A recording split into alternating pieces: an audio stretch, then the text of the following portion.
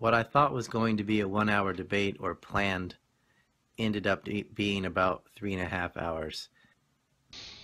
Okay, this is Ryan Dawson of ANC Report, the Anti-Neocon Report. We're usually covering anti-war thing, anti-neocon material. We often get into hidden history and sometimes conspiracy, not the wacky Jonestown kind, but today's topic is one of the more taboos, if not the most taboo topic on the interwebs, and that's the Holocaust. There's a lot of exaggerations in both directions about the Holocaust, over-exaggerating it, maybe under-exaggerating it. And we have two revisionists on today, or one revisionist, Eric Hunt, who's been on the program before. He has recanted some of his views, and he will be explaining that. And here to debate him is Fritz Berg, or Friedrich Paul Berg, of the website NaziGassings.com, also Eric Hunt's website, questioningtheholocaust.com, and you can see his long, recanting on that as well as other information. So, gentlemen, I'm going to give you guys the floor. Hopefully I won't have to jump in too much. I do want to make it clear to everyone that the point of this is to get at the truth, where this is never supposed to be something dogmatic, and I hope people will refrain from accusations of saying somebody's anti-German or anti-Jewish. The idea here is just to get at the truth of the matter based on the best evidence available. So, Eric, I will start with you because you were a revisionist who has now revised your revisions, and you're catching some flack for that. So I'll let you explain your position, and then I will let Fritz respond. All right, thanks. First, I'd like to thank Fritz Berg for agreeing to debate. Fritz has never been afraid to defend his views and has debated Roberto Muhlenkamp, who accepts the gassing claims and repeatedly asks to debate revisionist Fred Leuchter. Surprisingly, it's the revisionists like Leuchter dodging the debate, not those defending the claims of mass gassing and shooting, such as Muhlenkamp. I recommend for listeners to listen to the Berg-Muhlenkamp debates. It is my opinion Mr. Muhlenkamp presents entirely logical arguments and overwhelming evidence in favor of mass gassings having occurred. We will likely not be repeating many of the same arguments from those debates here today. Fritz has and is operating in the supposed spirit of the revisionists, who claim to desire open debate on the Holocaust, and Fritz should be commended. It's very telling that no other top revisionist scholars, as they claim, has so far agreed to debate me upon publishing my controversial findings in an article titled The End of the Line, available to read at questioningtheholocaust.com. This exposes the hypocrisy of those claiming they simply desire open debate on the subject. I put forward that this clique of SS mass murder deniers instead want to spread their extreme, indefensible, illogical, denialist falsehoods in their safe little echo chambers. I've determined the behavior of this community is more consistent with a religious cult like the Jonestown cult you mentioned in your opening than something claiming to be related to science. And I'm hoping to tell people listening not to drink the Kool-Aid. For those who claim to oppose censorship, both Fritz and I have been banned from the Committee for Open Debate on the Holocaust forums. I have determined even before coming to this conclusion that that forum is paradoxically the most closed forum which claims to debate the Holocaust. And I have heard Fritz say the same throughout the years. I want to make it clear I'm not here to totally put down or insult revisionists. One reason revisionists haven't been debated more often is because the Holocaust industry, as Norman Finkelstein calls them, really does engage in many hoaxes. I meant to say mini hoaxes, like small hoaxes. Yeah, propaganda, exaggeration, and willingly spreading falsehoods. The blind believers repeatedly defend indefensible and scientifically impossible eyewitness accounts. Often these accounts are forced upon the American public, especially naive school children. I'd like to talk briefly about some of the things I've done and what I stand behind. Elie Wiesel's fictional tale of walking to the edge of a flaming pit of fire at the entrance of Auschwitz-Birkenau, where dump trucks full of babies were dumped alive for no reason other than dramatic effect during the titular night, is forced upon naive school children. These children don't know the flaming pit never existed, as all eyewitnesses confirm, including Wiesel's own sister. The fire and atrocity invention is just a lame literary device by a Jewish poet to represent entering into the hell of Auschwitz. My expose on Steven Spielberg's 1999 Academy Award-winning Holocaust documentary, The Last Days, is one for the ages, which I'm very proud of. To investigate in particular that film's star survivor, Irene Zisblatt's false testimony, I did what any skeptical researcher should do. I investigated her claims, bought her book, and read it. I found the book to be almost total fiction and sought ways to prove it. I followed the evidence trail to Stanford University to watch her video testimony, recorded for Steven Spielberg's Survivors of the Shoah Visual History Foundation. In this video testimony, Zisblatt seems to invent in real time new fake atrocity stories, one after the other. Zisblatt claims she was selected to become a lampshade because of her smooth skin. She claims the Nazis tried to change the color of her eyes.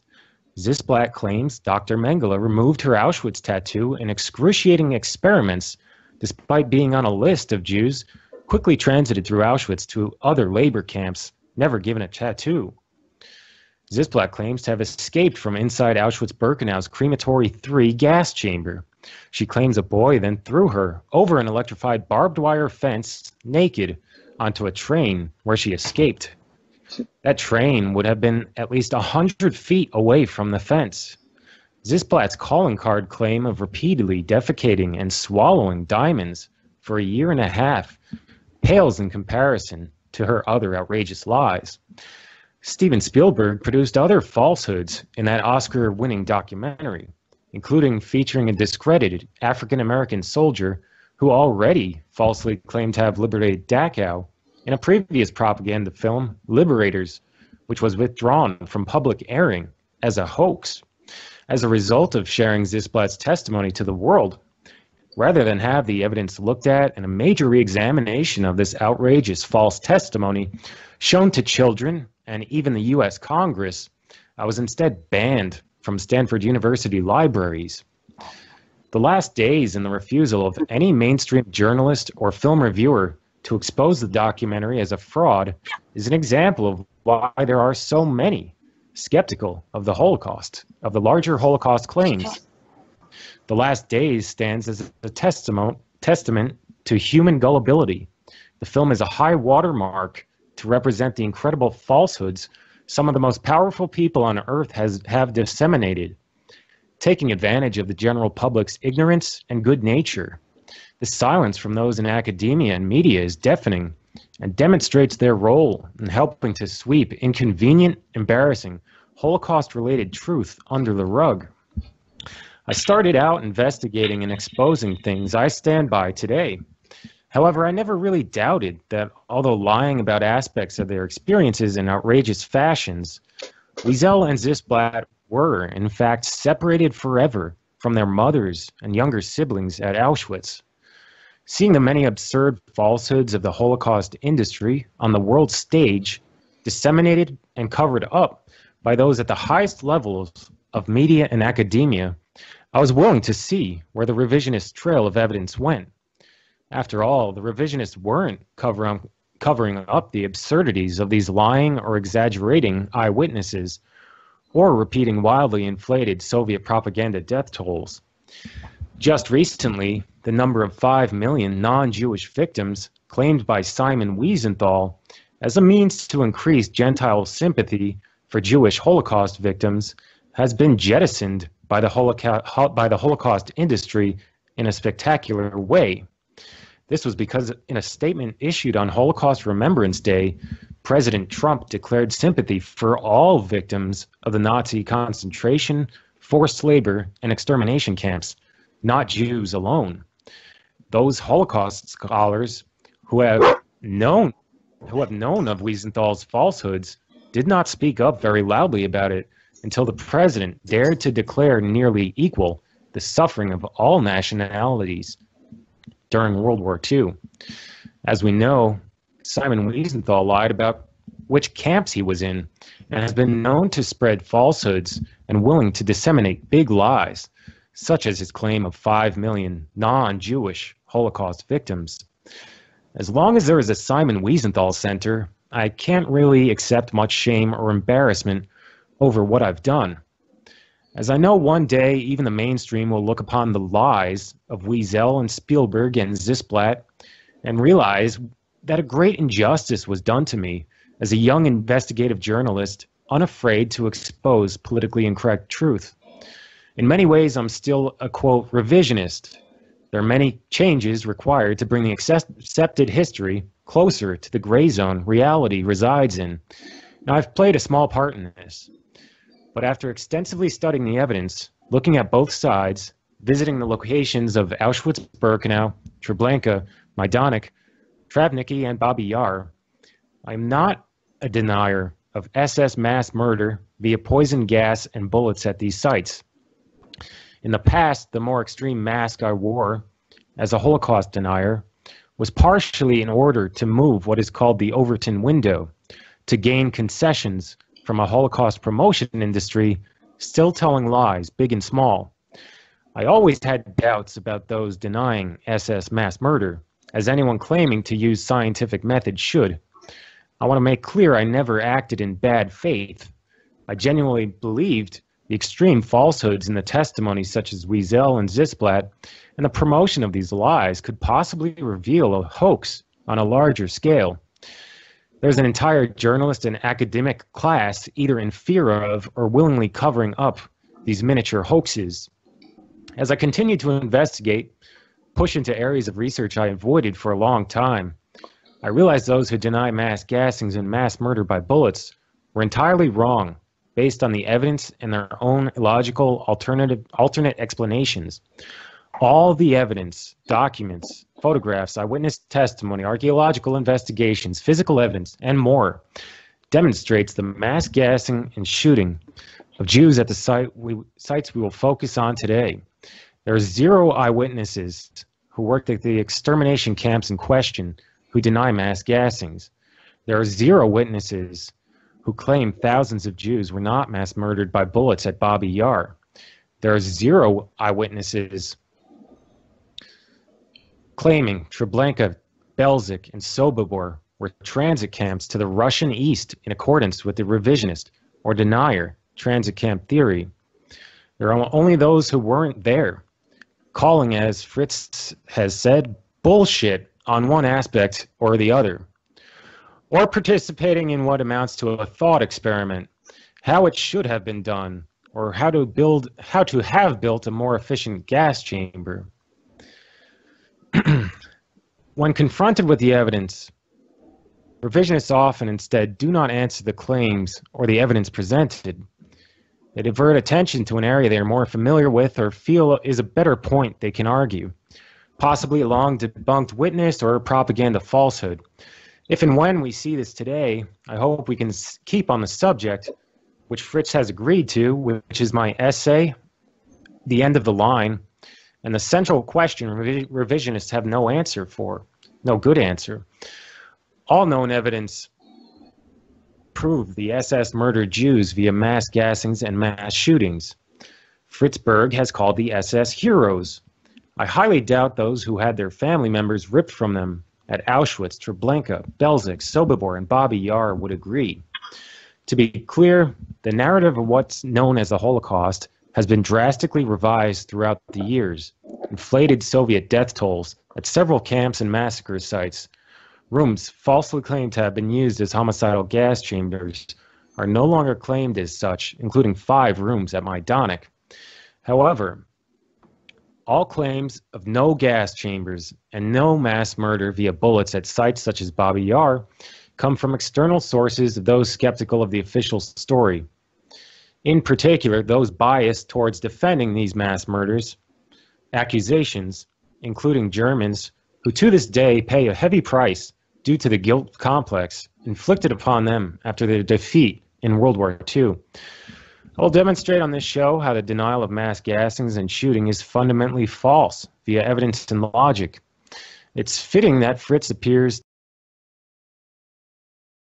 Fritz got me out of a bit of revisionist retirement a few years ago in order to make videos again. And after making the Last Days of the Big Lie video, I was trying to live a normal life in exile. I feel this period separates a demarcation time where before this time I can defend my research and almost entirely. And afterwards, I believe it's fundamentally flawed. Although I conclude I've been misled at times myself by Fritz and his arguments, I also hope to demonstrate to Mr. Berg how I myself may have misled him, as he does not have access to the entire video testimonies I have selectively edited before, and often Fritz misquotes and mistributes their larger meaning. In this debate, which Fritz agreed to, we are debating the points brought forward in my essay at questioningtheholocaust.com titled The End of the Line. Specifically, the central question of Holocaust denial, those such as Fritz have avoided, often instead changing the subject. We are not discussing those subtopics today. We're discussing the central issue revisionists such as Fritz have long ignored. The central issue of the Holocaust denial debate in 2017 is, where did the Jews sent to Auschwitz-Birkenau, selected and declared unable to work, small children, their mothers, and the elderly, etc., go, if not gassed and cremated at the sites, as all evidence points to, and all witnesses, Jews, Russians, Poles, Germans, and others alike, agree they were gassed. There are no reports of mass transports of those unable to work out of Auschwitz during the time mass gassing are alleged to have occurred. There are no camps, massive camps for these, quote, useless eaters, supposedly transited through Auschwitz, which would have drained the German war machine of precious food, clothing, and other supplies. The revisionists or deniers propose that Treblinka, Belzec, and Sobibor were transit camps, not extermination camps, transit camps to the Russian east. Of almost 1.5 million alleged sent to these small camps, all the evidence points were used for extermination. Where did this massive amount of Jews go to in the Russian east if they were not gassed at these sites? Why is there not any proof of even one Jew transited east through these camps? A small amount of those selected for forced labor picked out in early 1943 and sent west are not an explanation. This is the subject of today's discussion and debate, and I hope the moderator, Ryan, keeps the debate on topic. My essay and the central question, as Fritz has agreed to. Where did they go? Guillermo Rudolph told me, quote, one second, I'm almost done. Yeah, keep going. Where did they go? Where did they go? Guillermo Rudolph told me, quote, I don't know. But there are people who do know, all the eyewitnesses, as a matter of fact, and those survivors who never reunited with their family members taken away from them. These people are not participating in some grand hoax. Now, I asked Fritz this very question in an email. Where did these Jews go? Fritz answered that these over 2 million Jews claimed gassed were, in fact, put to work, sweeping floors or put to other labor in other German camps. Fritz, can you prove this? Well, you have enough testimony from survivors, and there are plenty of them out there, who said they were transferred to camps to the west and put to work.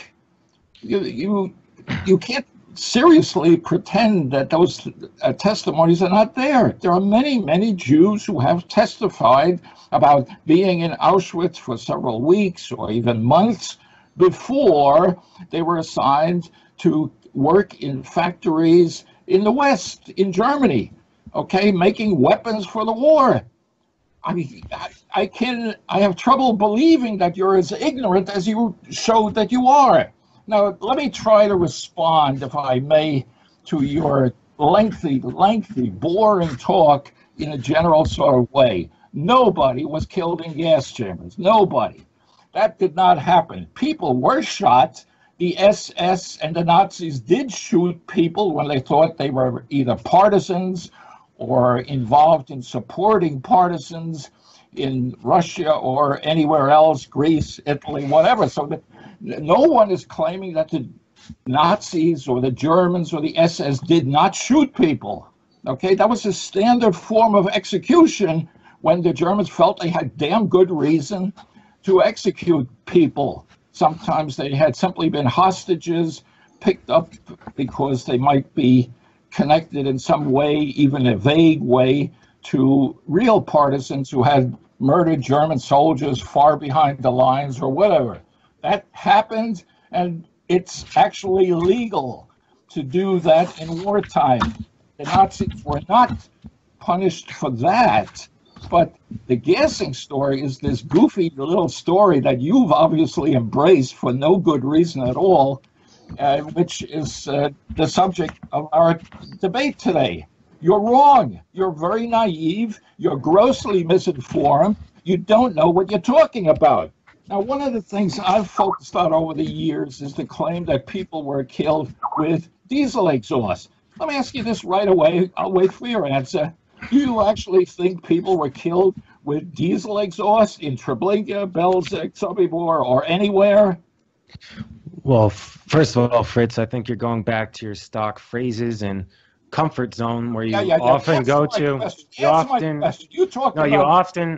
often do this when you can't answer the actual question. Now, first of all have to respond to the first. You talked about the diesel gas chamber claims in your lengthy essay. Okay, right, so it's in your essay. Let me jump in a second. We'll let Eric answer that about diesel gas, but also he was acknowledging that he said before your answer that Jews did go west, but the problem is 2 million, the number. Is there enough testimony to support that?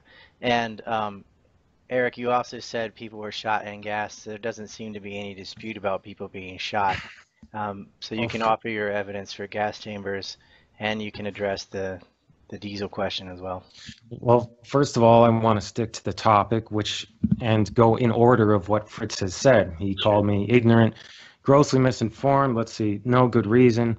A lot of ad hominem attacks. Now, I talk about those selected as unable to work, and you say, oh, people were put to work. However, we're talking about those unable to work, those too young, those selected as unable to work at the ramp, photographed as selected and segregated as unable to work, unable to be useful for the German war effort. We're not talking about those people of working age that we know were sent to forced labor camps. You call me ignorant, grossly misinformed, and have decided this for no good reason, but are you aware the documents show the ages of those people you talk about, and they do not fit with the ones we're talking about that were selected to be gassed? Well, as far at least sent out of Auschwitz. Can I answer, or you want to keep on rambling on here for the whole debate period? Well, you asked me a question. I'm ready to answer your question. Why don't you try to answer my question first? Well, let's go in order. So he did bring up those unable to work first. So, what do you think happened to those unfit to work? Those unable to work were kept in the camps. They weren't stuffed in gas chambers at all. And there's no good evidence that anything like that happened. If there had been gassings of these people, there would have been some sort of record of these people disappearing in the German records, in the German files. You would have to know that so that you didn't send out search parties into the neighboring forest looking for people who had already been gassed. You would naturally expect any number of records to show something like that in order just to keep your own extermination operation going if there was such a thing, which there wasn't. So, Fritz, you say they were kept in the camps. We're talking about almost, definitely over 750,000 alleged gassed at Auschwitz. Auschwitz camp holds 750,000 people. Can it? Yeah. The other camps, Treblinka, Belzec, and Sobibor. I've answered your question on the Roto discussion form. I show pictures of children, old women. Yes, I'd like to talk about that. Well, talk about it. That's my answer to your stupid claim. All right, well, we don't have to call things stupid or use pejoratives, but basically, Eric, he's saying that they stayed in the camps and that there are photographs of some of these women and children in the camps, so that they weren't gassed, they just weren't working, but they were in the camps, and you can respond to that. These were pictures taken by the Russians after the Russians liberated Auschwitz. Okay, so after November 1944, Heinrich Himmler ordered gassing ceased at Auschwitz-Birkenau. Now, although let's hold it right there. You said Himmler ordered the stop to gassings at Auschwitz. You have such an order somewhere that says that? All witnesses describe this order. Germans have testified to this order. There's only you and Yeah, others denying the order. No such order. So you have no such order at all. You're making it up. Shame on you. We're talking about the picture you say demonstrates that no children were gassed at Auschwitz. I didn't say that. Don't be a little bit careful. What are you talking about? This children picture shows.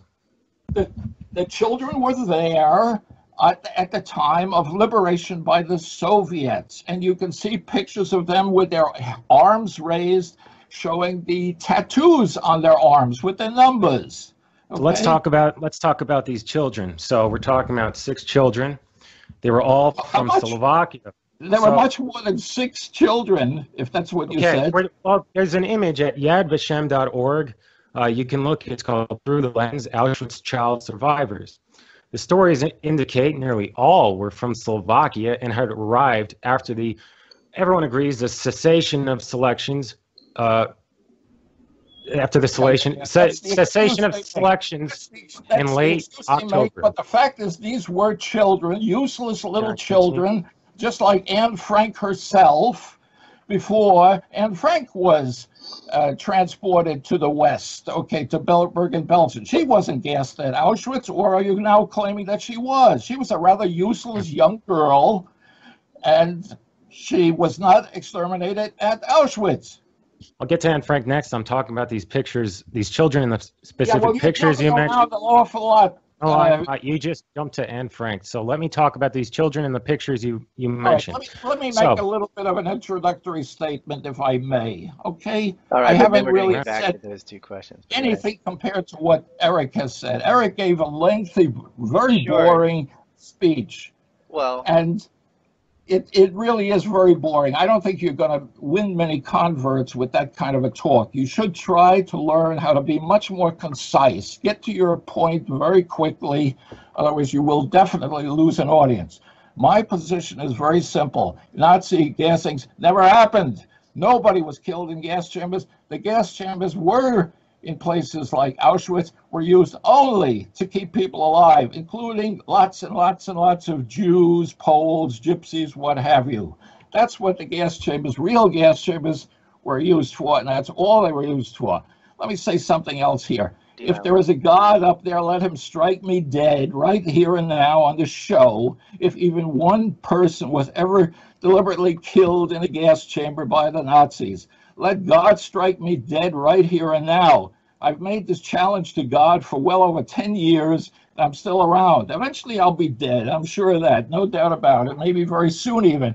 But, nobody up there in the sky is going to punish me for saying the truth, which is that nobody was killed in gas chambers. And the people like Eric Hunt who say otherwise have no idea what they are talking about. All right, John. Okay, you say I have no idea what I'm talking about. I'd like to talk about this photograph of the children. I've got some evidence I'd like to talk about and lay out for you. So you go to yadvashem.org, you go to Through the Lens, Auschwitz Child Survivors. Fritz Berg says that because of 180 children liberated on 27 January 1945 are proof that no gassings happened at Auschwitz. I didn't say that. I didn't say that at all. Well, I didn't say that at all. Shame on you. He's saying that children lived at the camp.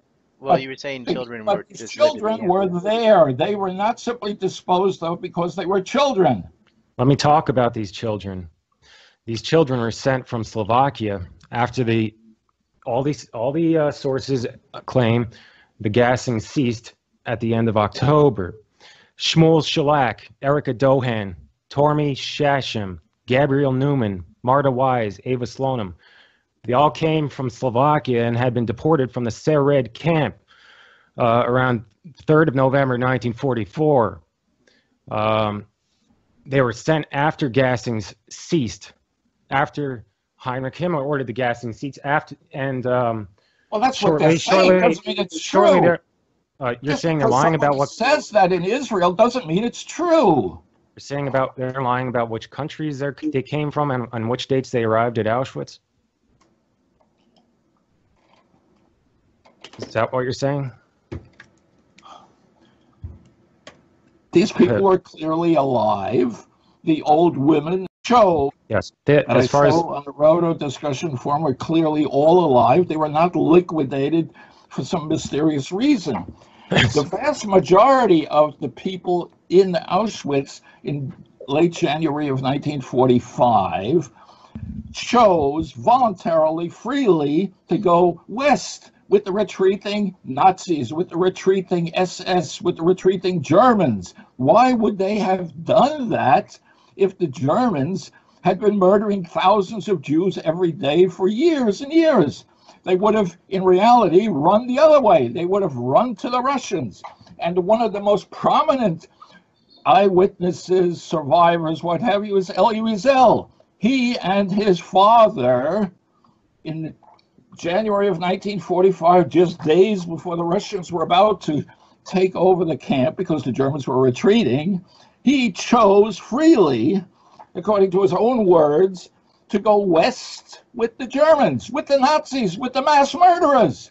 Does that make any sense at all? Would any right, sane, reasonably sane person, Jewish or otherwise, go with the mass murderers of his own people, his own family, his own flesh and blood, instead of running away to the other guys? Of course not. Elie Wiesel spells this out very clearly in Night, which everybody is supposed to read. It's one of those great books that is highly recommended. I'll read you the actual words. He's talking about, what shall we do? Talking to his father. My father did not answer. What shall we do, father? He was lost in thought. The choice was in our hands. For once we decide our fate for ourselves, we could both stay in the hospital here in Auschwitz, where I could, thanks to my doctor, let him entered as a patient or a nurse, or else we could follow the others. Well, what should we do, father? He was silent. Let's be evacuated with the others, I said to him. He did not answer. He looked at my foot. Do you think you can walk? Yes, I think so. Let's hope that we don't regret it. And what was that all about? That was late January 1945, just days before the Russians came to take over the camp. And both Elie Wiesel and his father, according to this great book he wrote, went west freely with the mass murderers. That doesn't make much sense. But that's the story that Elie Wiesel himself, Nobel Peace Prize winner, great Holocaust survivor, gives in his own book. Now, I don't know whether this story is exactly true, but this is a story that has been widely accepted and believed by people, Jews, whatever, all around the world. It is a crazy, stupid story. Nobody, I dare say, would run away with their potential mass murderers. Couldn't the Germans have had gas chambers in Germany or at Gleiwitz? Why not? If they had them at Auschwitz, why not at Gleiwitz? Why not get rid of all those nasty Jews before the war actually comes to an end?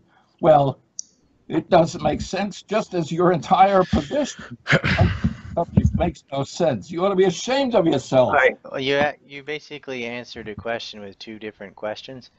The question at hand was about the children, and Eric was saying they were transferred there after the gassing ceased. You're saying, well, just because it says that doesn't mean it's true, and then posed a couple of different questions, like why would prisoners run west with the Germans who've been killing them? That doesn't make sense.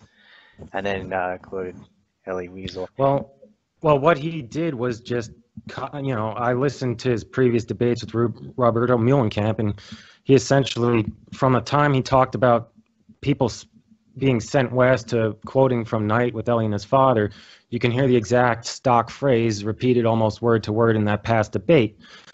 This is often a tactic of these, you could call deniers, to go back into these stock phrases in the comfort zone. Now, last thing Fritz said was about the elderly shown in these photographs at Auschwitz Liberation. The elderly shown in these photographs are from non-selected Slovak transports. Like I said, transport arrived at the camp in November after gassing ceased. Also, the elderly in those photographs are Polish and Belarusian prisoners who never underwent selection. They had tattoos on their arms. The children had tattoos on their arms. Yes. That's what they're showing rather proudly. Didn't you see that? Yeah, some pictured in that photograph were used for medical experiments, not the exaggerated horror stories. You and your deranged little mind believe nonsense like that because you haven't looked critically at any of the evidence. Medical experiments were done to help keep the people alive. That's all. Well, I don't appreciate your ad hominem attacks. Yeah. I don't appreciate your ad hominem attacks at people who were real heroes of the 20th century. Who? The Nazis, the SS. Otherwise, we would all be living under communism today. That was what the world faced.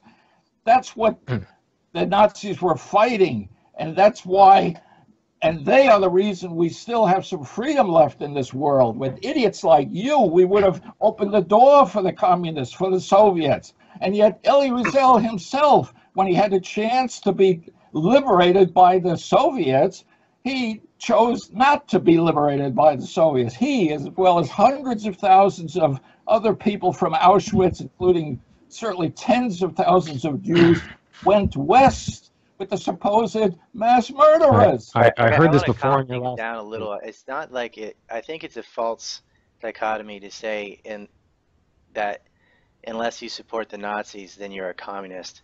It would be just as silly to say, and if the opposite too, like if you're really anti-communist, you have to support the Nazis. You can not support the Nazis or the communists. But that's what Americans did by and large. The United States of America likes to describe itself as the bastion or the arsenal for democracy. All right, this is getting off the topic. Let me finish a point. You started out with like a 20-minute blah blah. That was terrible. It's called an opening statement of a debate. Yeah. It's called an opening statement. It's called debate preparation. You just repeat the same lines from your past debate. We're talking about the central issue. What happened at Treblinka, Fritz? How many were sent there? I don't know. I don't care. You don't know. You don't care. But let's get back to the diesel claim at Treblinka. Wait, let me finish. Don't interrupt me all the time like that. Once in a while is okay. At Treblinka, 800,000 people, or thereabouts, were supposedly murdered. Until 2008, it was claimed that it was done with diesel exhaust. Explain that to me if you can. No, I don't have to go into your comfort zone, your stock phrases. How many people were sent to Treblinka? Because I know about that subject. You've totally ignored that subject. You've totally ignored. If you're talking about specifics. Totally ignoring. You have totally ignored. You continue to totally ignore the specifics about how these mass gas chambers supposedly worked. If you talk about what you were avoiding and what you don't. Okay. Because, Fritz, Eric's asking you what happened to the people who couldn't work, and you're saying, and you basically said, well, they were at the camps and they didn't work, but they weren't gassed either, and then use some photographs as evidence of that with little girls and children with tattoos. Eric's saying, well, that's because he said exactly where they're from. They're from Slovakia, and this was after the gassing stopped, and you disagreed. And Eric, he asked you a question about Treblinka and how there used to be a claim about diesel, but you don't want to answer that yet because you're not satisfied with Fritz's answer about where all these 2 million, I have no problem answering that later on, but I mean, what did you say? You said I don't care what happened at Treblinka. How many were sent there? Do you agree or do you disagree that at least 750,000 Jews were sent to Treblinka, never to be seen again? No, I don't agree with that at all. I don't agree with that at all. Now let me finish.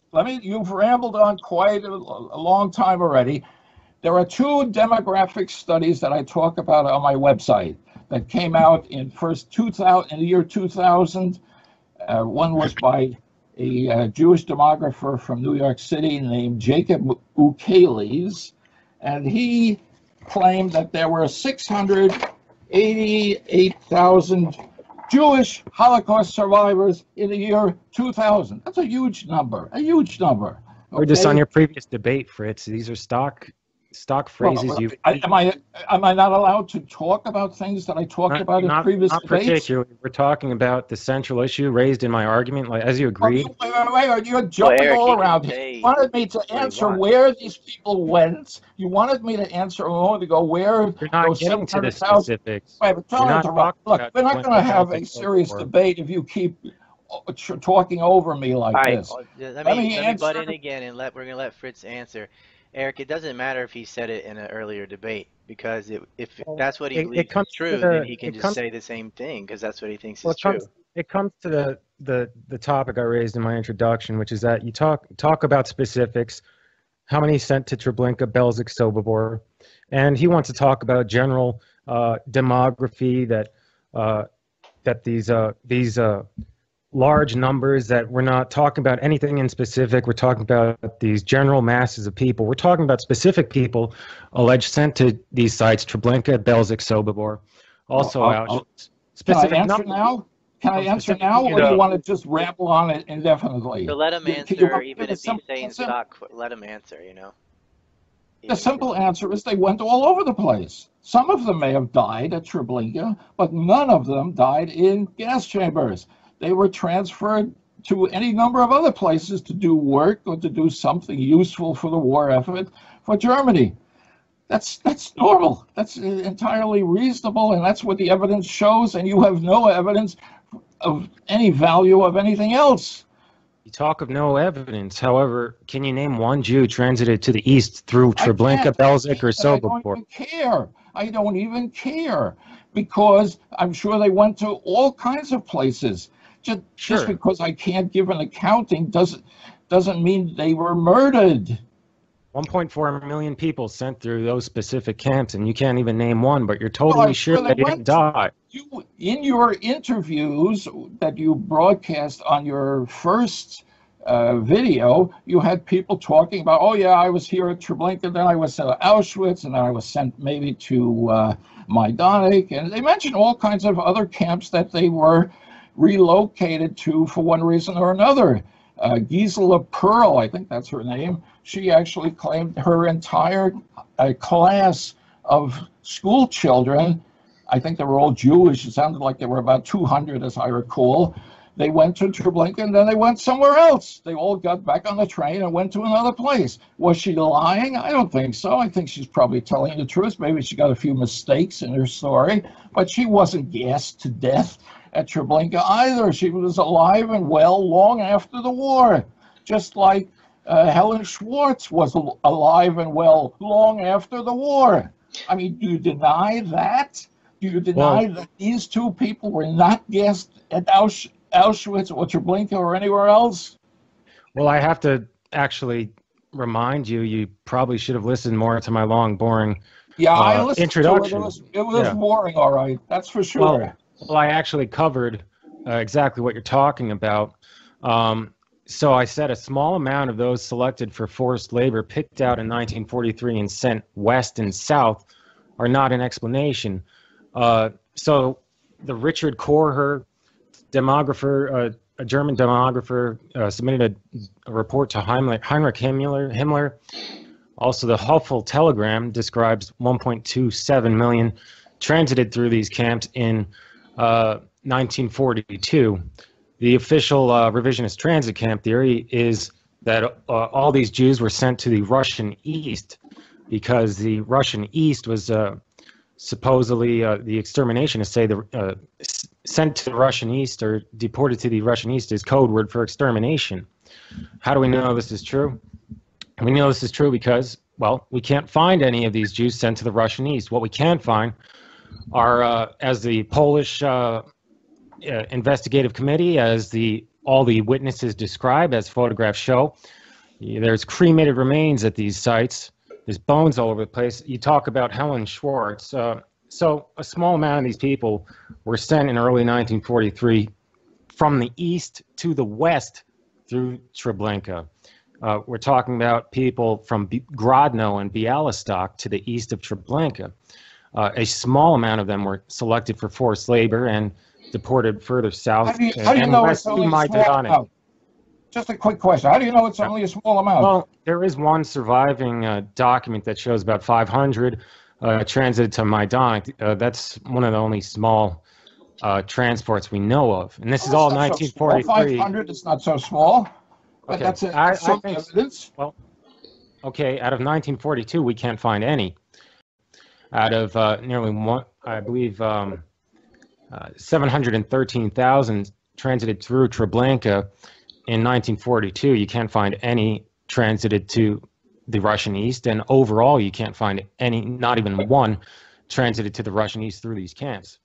Well, I As far admit that as- it would be nice to have those records, but you know, there was a war going on during World War II, and after the war, for like 50 years, the Soviet Union ruled and was not terribly cooperative either. So some records may have gotten lost. I know that's hard for you to imagine that some records might have been destroyed or lost, but that does happen in wartime. Surprise, surprise. I want to go real quick to Helen Schwartz.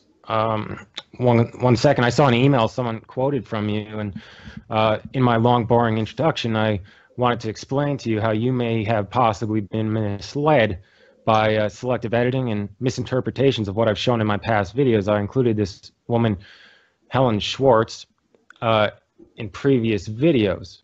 I need to find the email real quick. Give me 1 second.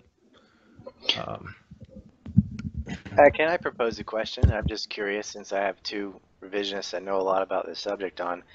In Majdanek, there was an entire room full of cribs.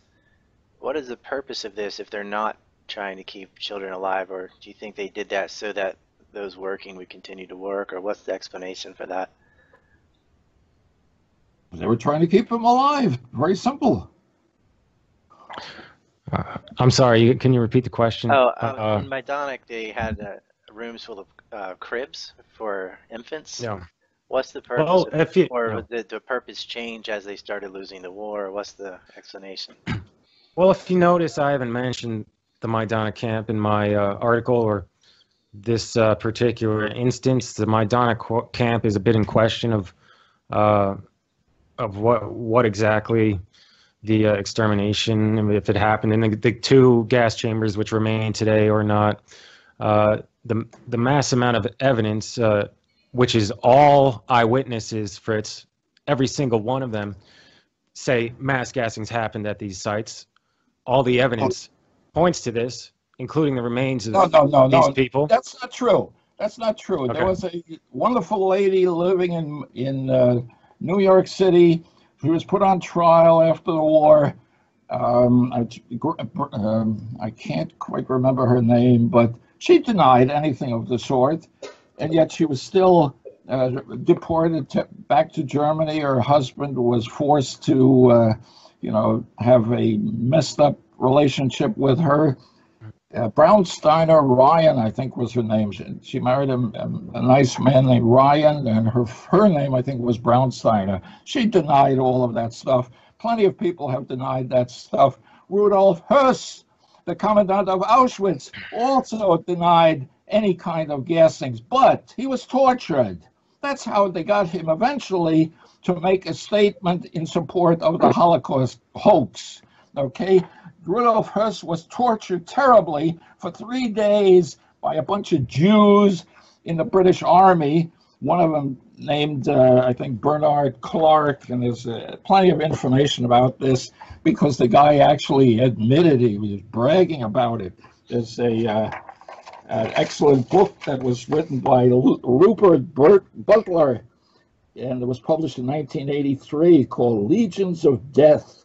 And the murderer, or the torturer, was Bernard Clark, and he boasted about how he tortured Rudolf Höss until finally Rudolf Höss gave in and made some statements with his signature supporting the gassing nonsense for Auschwitz. Okay, but it was only through torture. That's what people of your ilk did to get the kind of evidence that you're talking about. I doubt he tortured anybody. I have seen his death photos, though. Mark Good showed me that. Yeah, well, the Nazis naked. And why not? Why not? Well, that's how you got confessions. That's what those confessions were all about. Torture. I don't Shame on appreciate you. being called a Well, torturer, he Fritz. didn't But torture I'd anybody. like. They did Now, torture Nazis after do the you war, deny though. that So that Rudolf Hess was tortured? Do you No, not actually at all. deny? Do you Not at all. actually So, deny that Rudolf Hess was tortured? Let me tell you a few words before you jump in with your nonsense. Rudolf Hess was tortured horribly for 3 days. He still wouldn't give in, but when his wife and family were threatened with shipment, deportation to the Soviet Union, then he gave in. Okay? did he ever deny the gassings and point out where these Jews It's unable all to work spelled were sent? out. It's all spelled out in the book. Yeah, I The understand he torture was of- tortured.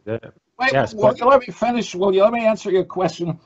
It's all spelled out in the number of good essays. The torture and false confession of Rudolf Hess.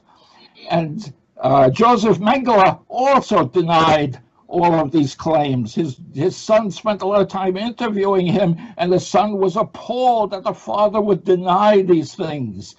Okay? My uncle, by marriage, a man named Boyen, Franz Boyen, was a German military intelligence officer. He was in Auschwitz twice, interrogating Russian prisoners. He told me very clearly after the war, and in my presence in great confidence, that he was in Auschwitz and there was nothing wrong with the place. Nothing was wrong with that camp. And the two Russian prisoners, they both were very open with him about their situation. One of them, in the second interview, said, the way this war is going, we're going to outlive you, to my uncle, a German military officer. And my uncle, unfortunately, had to agree with him at that time in 1944. So there are plenty of Germans, if you go around and do some serious interviewing, who will tell you there was nothing there to support the claim that anyone was gassed. Judge Wilhelm Steglich was a German judge after the war. He wrote about his experiences at Auschwitz, and he said the prisoners there were very cocky. They kind of looked at him as a German officer with disdain because he was only a German officer. They weren't afraid of him at all. Okay. I mean, you seem to be and when you presenting show pictures of the Jews from the Auschwitz album and say that these people knew they were going to be gassed or were waiting to be gassed, that's crazy. These people were totally unrestrained. They're not in shackles, as is done with the prisoners in Guantanamo when they merely want to go to a bathroom, okay? Okay, let's talk about... These people were not restrained physically at all. They were snacking and picnicking on the way supposedly to the gas chambers. Crazy, crazy, crazy. Yeah. So these people, you say picnicking, were surrounded by the electrified barbed wire fence outside of crematorium 4 and 5. Well, some of them might have been surrounded by a barbed wire fence, but not all of them. Some of them all of them. out in I don't open know. space. Fritz, look at the Auschwitz album carefully and critically for a change. Fritz, have you ever been to Auschwitz-Birkenau? Have I? Yeah. Yes. Yes. It was very easy to escape from the camp. Have you ever been there? I'm talking about the layout of the camp. Have you ever been there? Me? Are you asking me? Yes. I have. Yeah. Yes? Okay, so if you look at the Auschwitz album, the people I'm talking about, they're actually photographed walking from the train station, walking past the central sauna. The central sauna was the perfect place for them to be deloused, to receive a shower, to get new clothing. Instead, they walked past the central sauna, and they're shown corralled outside of crematoriums 4 and 5. They look quite distressed. Some of the children appear to be picking at their clothing as if, after the day's journey on the train, they're very filthy and possibly infested with lice or fleas. So they walked past. Not all of them. Not all of them at all. Not all of them at all. I would say the majority of them look quite distressed, Fritz. They're not having a picnic, as you say. Oh, they are having a picnic. They are snacking. In some of the pictures, they are nibbling on sandwiches and having a gay old time. They're not. Auschwitz was not a picnic or a gay old time. These people were shown. Yes, it was. You're completely wrong. Well, You're completely wrong. certainly You're near the end of reading the war, things it into the wasn't. pictures which are not there. Auschwitz is a gay old time. Can you Man's Search repeat for that? Meaning. This is interesting and it makes a point for both of you. Viktor Frankl was a psychologist, Jewish psychologist, who was also a prisoner at Auschwitz, and he wrote a long book about, those who survived versus those who didn't, because certainly near the end of the war, people started to starve to death because the Germans themselves were starving to death. So of course, prisoners are last on the list that you're going to take care of. He doesn't mention any gassings or anything, even though he's at Auschwitz the entire time and survived. But he also was certainly not a picnic. He was saying how he used to have dreams of getting the thick part of the soup from the bottom of the bowl, and that kind of thing, and how horrible that it was, and how little food they had, especially near the end of the war. So it's certainly not a picnic, but Auschwitz is not a picnic or a gay old time. It was a forced labor. Yes, it is. I have a discussion on my website. It's not worth debating with someone who says Auschwitz was a gay old time and a picnic, Fritz. Can I talk about the evidence quickly about what we were talking about, the Auschwitz album? Wait, no. Let me talk about how here. Gay old time Auschwitz. Mr. Dawson, Ryan Dawson, yes, please. Let me interrupt here. Let Eric come back to the alleged diesel gas chambers, which were supposedly used at Treblinka. Tell me something about them and why you believe people were killed with diesel exhaust. Well, we're going into your stock phrase comfort area. I'm talking about, talking. That's my comfort area. We've been dealing with your comfort areas long enough. Let's try to get back to mine. So I wasn't able to finish my talk about the Auschwitz album and those people you claim were having a picnic in a gay old time. They're shown in the woods outside of Crematorium 5. This is where all the witnesses claim mass gassing via Zyklon B occurred. This is where aerial and ground photography shows large cremation pits outside of Crematorium 5. These people unable to work, obviously segregated as unable to work, were never seen again. There's no proof they were sent anywhere else. They passed the central sauna if they were supposed to be deloused and enter the camp, as the others seen in the next series of photographs in the Auschwitz album were entering the camp. They are older. They are all able to work. You cannot tell where the well over 750,000 of these useless eaters, which would have sapped the German war effort of precious food, clothing, and other supplies, went after Auschwitz. You cannot say this. There were no mass. Okay. I did tell you that. You just don't want to believe it. I can tell you something else that's very important. Don't interrupt me now for a change. You interrupted all the time here. When they went to other places, when they were shipped to a factory somewhere in Germany, you could be sure they were not wearing those dirty rags that they wore when they arrived in Auschwitz. They were given clean clothes and clean hats if they wore any hats at all. They got rid of those lice-infested clothes and cleaned up these people before they sent them to work in Germany.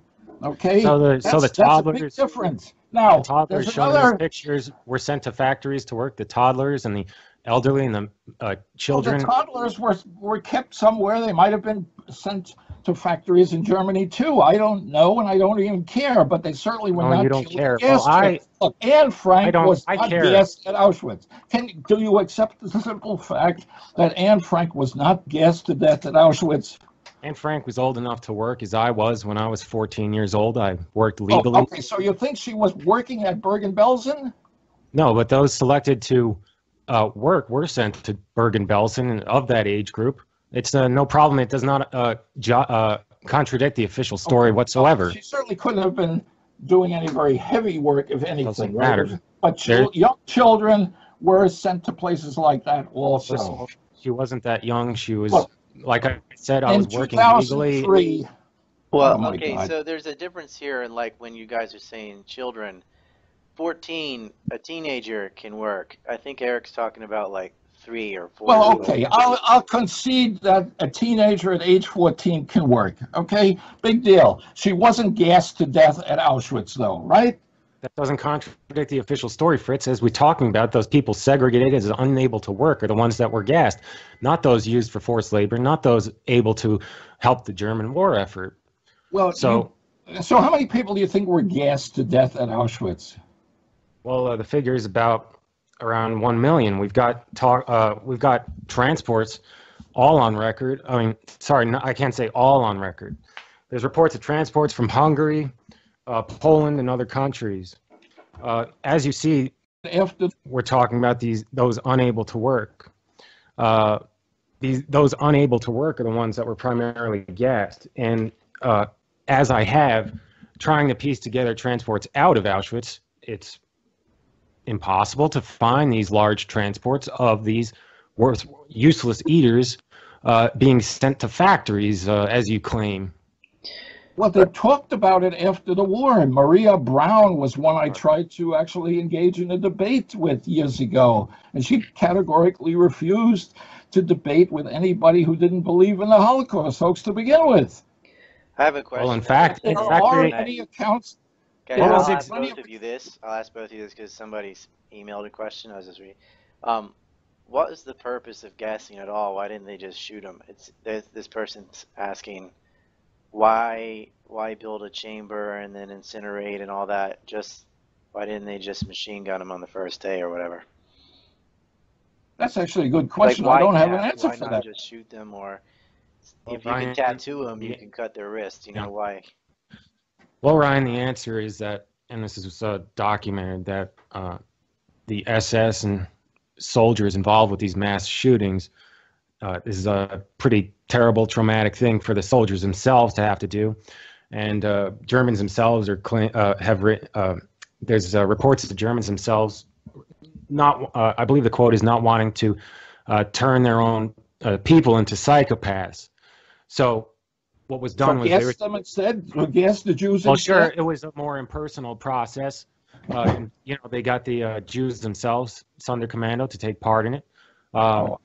So, mass shooting of women and children, and the blood and the guts and the associated guilt is harder for these SS heroes, as you say, to deal with. But that might have traumatized the Jews. What do you think of that? Do you think the Jews might have been traumatized also by watching gassings of people with urine and feces bubbling out all over the place afterward? Sure, the Nazis were killing the Jews. I don't think they cared about the feelings of the ones watching it.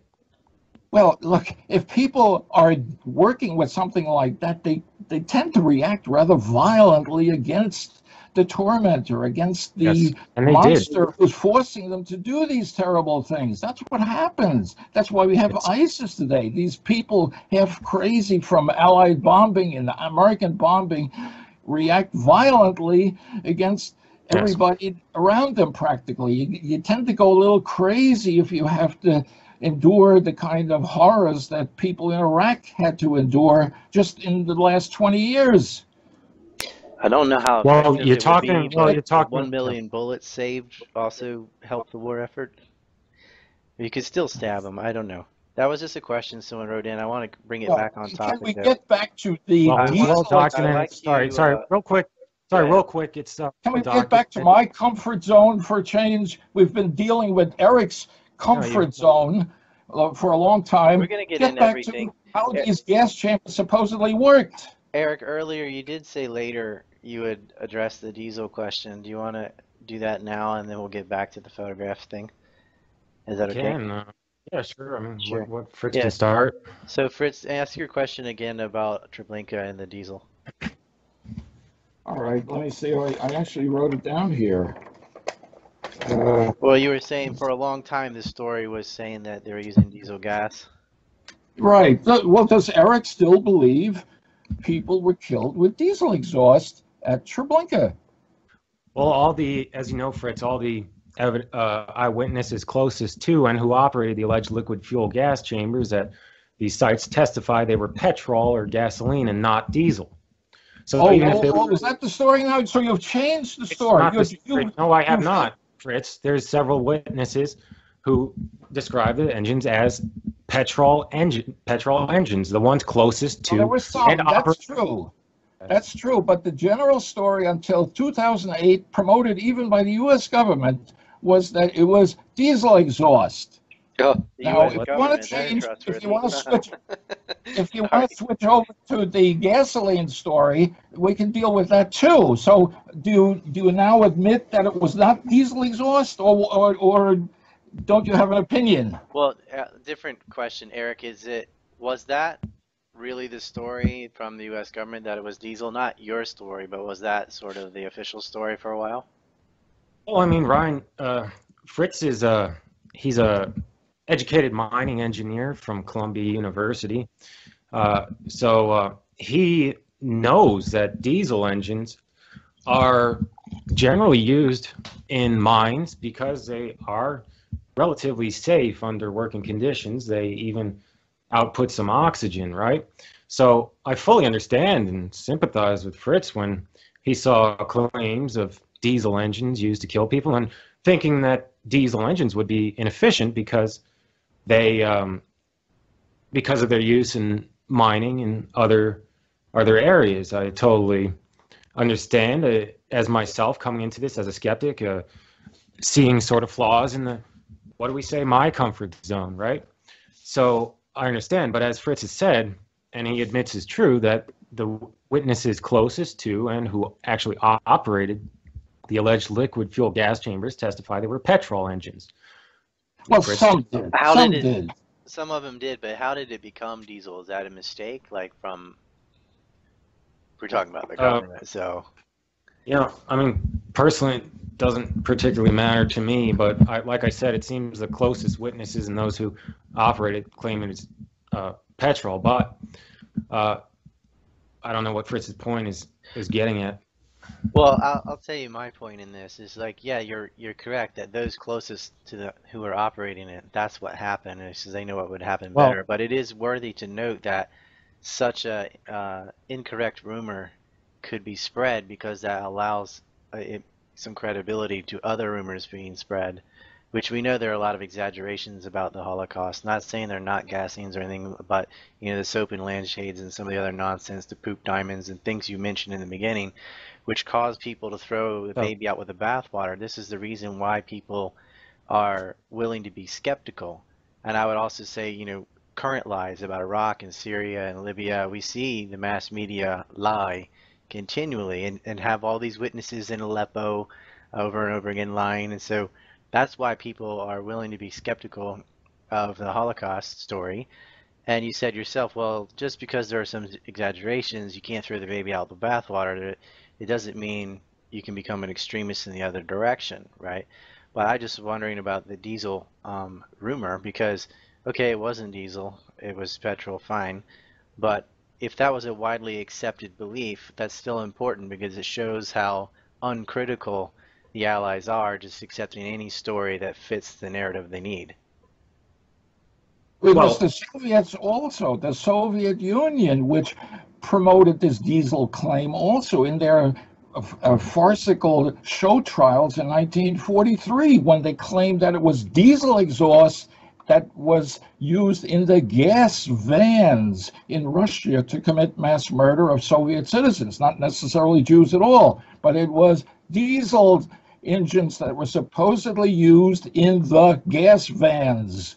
Right, so that may be one of these so exaggerations then, but Well, well, it's not it an doesn't. well, hold on a sec. exaggeration. It's a lie. It's a Right. lie. It's a very So blatant, stupid lie. And it's so typical so of this entire Holocaust hoax. So even if they were diesel, which they appear not to have been, but petrol, as those closest to and who operated the alleged liquid fuel gas chambers testify, Fritz himself admits that operated under certain conditions under load, diesel exhaust will kill all those inside. It would just take longer. Well, not quite. I haven't admitted anything like that. You haven't read my stuff very carefully. What I Yeah. have said is that, well, let me finish with what I actually say. Diesel exhaust can kill under certain circumstances, and they're not that hard to achieve. If I'm stuck in a small closet and someone blows diesel exhaust into that closet, the temperature in that closet is going to approach maybe 200 degrees Fahrenheit. At that point, I will be dead. And so will anybody else who's in that kind of a situation. And so you can kill people with diesel exhaust if you go to an awful lot of silly trouble. But as a method of execution, it does not work well at all. And moreover, you end up killing people, but not with carbon monoxide, because there's hardly any carbon monoxide in diesel exhaust. There is plenty of carbon monoxide in gasoline engine exhaust, and that's a big difference. And that's one of the reasons why people like Muhlenkamp and others who realized that they were just in trouble with their idiotic diesel claims switched over to gasoline engines. But you have a huge problem, an even bigger problem, if you argue that gasoline engine were used instead, because when you kill people with lots and lots of carbon monoxide, the corpses are bright cherry red, okay? And that is obvious to anybody who sees corpses of people who die from carbon monoxide. The corpses are red with very, very, very few exceptions. And it occurs almost instantly, but it becomes more dramatic within an hour or two. And the corpses are sometimes even described as being lobster-like in appearance. That is to say, boiled lobster-like in appearance. Okay? And yet none of the so-called eyewitnesses to the piles of dead corpses at Treblinka or Belzec or Sobibor ever claimed that the corpses were red. They claimed the corpses were blue or yellow or other colors or no different from ordinary corpses. Clearly, the alternative story, which Eric is now promoting, that the people were killed with gasoline engine exhaust instead, is absurd also. It's not believable because it flies in the face of what eyewitnesses actually said, supposedly, okay, what they supposedly saw, supposedly. Corpses of carbon monoxide poisoning are red, and it's a bright, very distinct cherry red. It's described endlessly in the medical literature, which you should read someday, Eric, before you talk the kind of nonsense you're spouting. Corpses so of let me ionized gassings are also red. You've seen some pictures. Eric, the corpses would be red. None of the witnesses describe them as such. That's not actually true. That's not true. First of all, I want to address the diesel gassing claims. So what Fritz is engaging in amounts to a thought experiment, how to build a better gas chamber. That the often makeshift concrete rooms used as homicidal gas chambers could have been designed better isn't in dispute.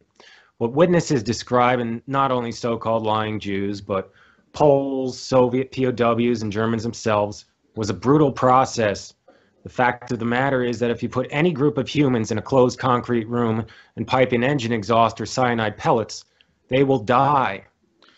In the total, isn't that true, Fritz? Scott, you gotta help me here.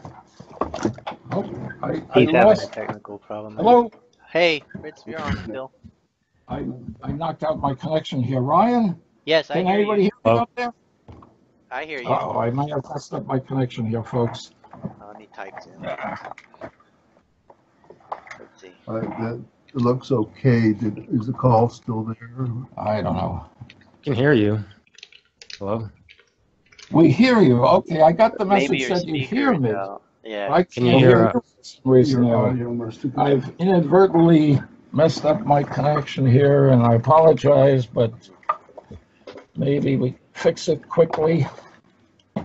Well, while he's doing Hello? that, Eric, Of course, you can't kill people in a small chamber like a bomb shelter. And the Germans had bomb shelters that were gas tight all over the place. Many, many tens of thousands of bomb shelters. Anyway, but the gas chamber stories get crazier and crazier when you look into them. I don't know if you can still hear me. I don't know if anybody's listening to me. we're listening. But you have the testimony of two survivors from Auschwitz from 1944. And Listeners, they maybe. claim that everybody Maybe in the not. gas chamber was dead in 3 minutes from the introduction of the Zyklon pellets. Okay, what about the other witnesses that testify longer Well, times? I'm sorry, but I Is it here? have a problem here, and I don't know what to do about it at the moment. All right, let's just call him back. Scott Smith and I are working on this. If you can hear me, I Okay, just call apologize. it. I'm going to Call him explain back. that in a type. But Part 2 of the debate about the Holocaust between Eric Hunt and Fritz Berg. So, anyway, we heard what you were saying, and then you couldn't hear the response. Eric said there are other accounts for different times. And I think this is a big problem, is like, when there are sincere accounts, there seem to be a flood of goofy ones, like, oh, a female body and male body burn at different rates, and there's so much nonsense that people want to dismiss the entire thing. That's And- true, though, Ryan. Yeah. The fat on women's breasts and buttocks and things aid the process.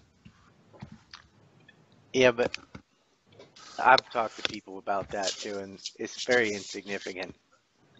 I agree. Absolutely Like, insignificant. about like But twice as it much. shows how desperate Eric is to come up with something Well, to support the lies of people like It's not Rudolf Virba, who actually claimed that the smoke from the crematory Everyone's wrong. chimneys was different in different colors depending on whether it was Lithuanian Jews or other Jews from different locations. Rudolf Virba was a liar, and yet he was one of the important witnesses to the so-called Holocaust gassing claims. And he not claimed, important. and Well- Wetz together, that after 3 minutes, everyone in the chamber is dead. Well, he's lying. Even if people had died in gas chambers, that particular claim is a lie, if nothing else. there certainly were people who lied or exaggerated, and Eric said in the beginning, he pointed out some of the idiotic testimonies about Putin and being thrown over an electric fence and landing on a train and some of that. But that's all we acknowledge. All that you guys would agree on that. Where the main question is where did the people go who Somehow, did the work? I think I may have. Oh, did you lose it again? Oh, shoot. Yeah. All right. We'll type it out. Eric, can you hear what I was saying? Yes, I can hear. I'm just trying to get it back onto the central question. That's good. There's lots of exaggerations. We know that, and we can Sure. point out a lot of stupid things, but Germans didn't say stupid things as some of these, Zisblatt and Weasel witnesses, but they do describe being separated. I mean, the Jews do describe being separated from their family forever. They're never seen again. There's absolutely no proof they were ever found alive again, and well, that's not true. That's not true. Let me interrupt here. Again and again in the newspapers, you hear about people meeting each other after having been separated for so many years. These are Jewish Holocaust survivors. Oh, I thought my aunt was killed, and now I meet her, and it's oh so wonderful. There are plenty of stories like that, even 50 years after the war, about Jewish survivors meeting each other and after they had thought the other relative was dead. Okay, it happens all the time. It happens in Israel, it happens in Europe, all over the place. The U.S. Holocaust Memorial Museum has plenty of cases like that if they ever want to talk about it. That's not a surprise, nor does it contradict the official story. It does not. It flies totally in the face of what you just claimed. That when you said that they never met again. There are plenty of people who have met again after having gone through the so-called Holocaust. Now, in 2003. Can I interrupt, please? Oh, I'm losing track of what's going on here. Very quickly, can I interrupt? So the people Fritz is talking about do not contradict the official story. No one do. No one. First of all these people, if they're talking about through Auschwitz, they were perfectly able to work. They were of the age that they were selected for labor. If you've actually found someone transported through Treblinka, Belzec, or Sobibor to the Russian East that reunited with their family, that'd be great. Can you tell us who those people are? I've never found anyone, and I don't care. I know that they were not killed at Treblinka with diesel exhaust, and they were not killed with gasoline engine exhaust. All the testimony to the contrary is are lies. Every one of them. Every one of these so-called eyewitnesses who claim that he saw bodies of people after they had been supposedly killed with carbon monoxide from diesel exhaust or gasoline is a liar. Everyone, no exceptions.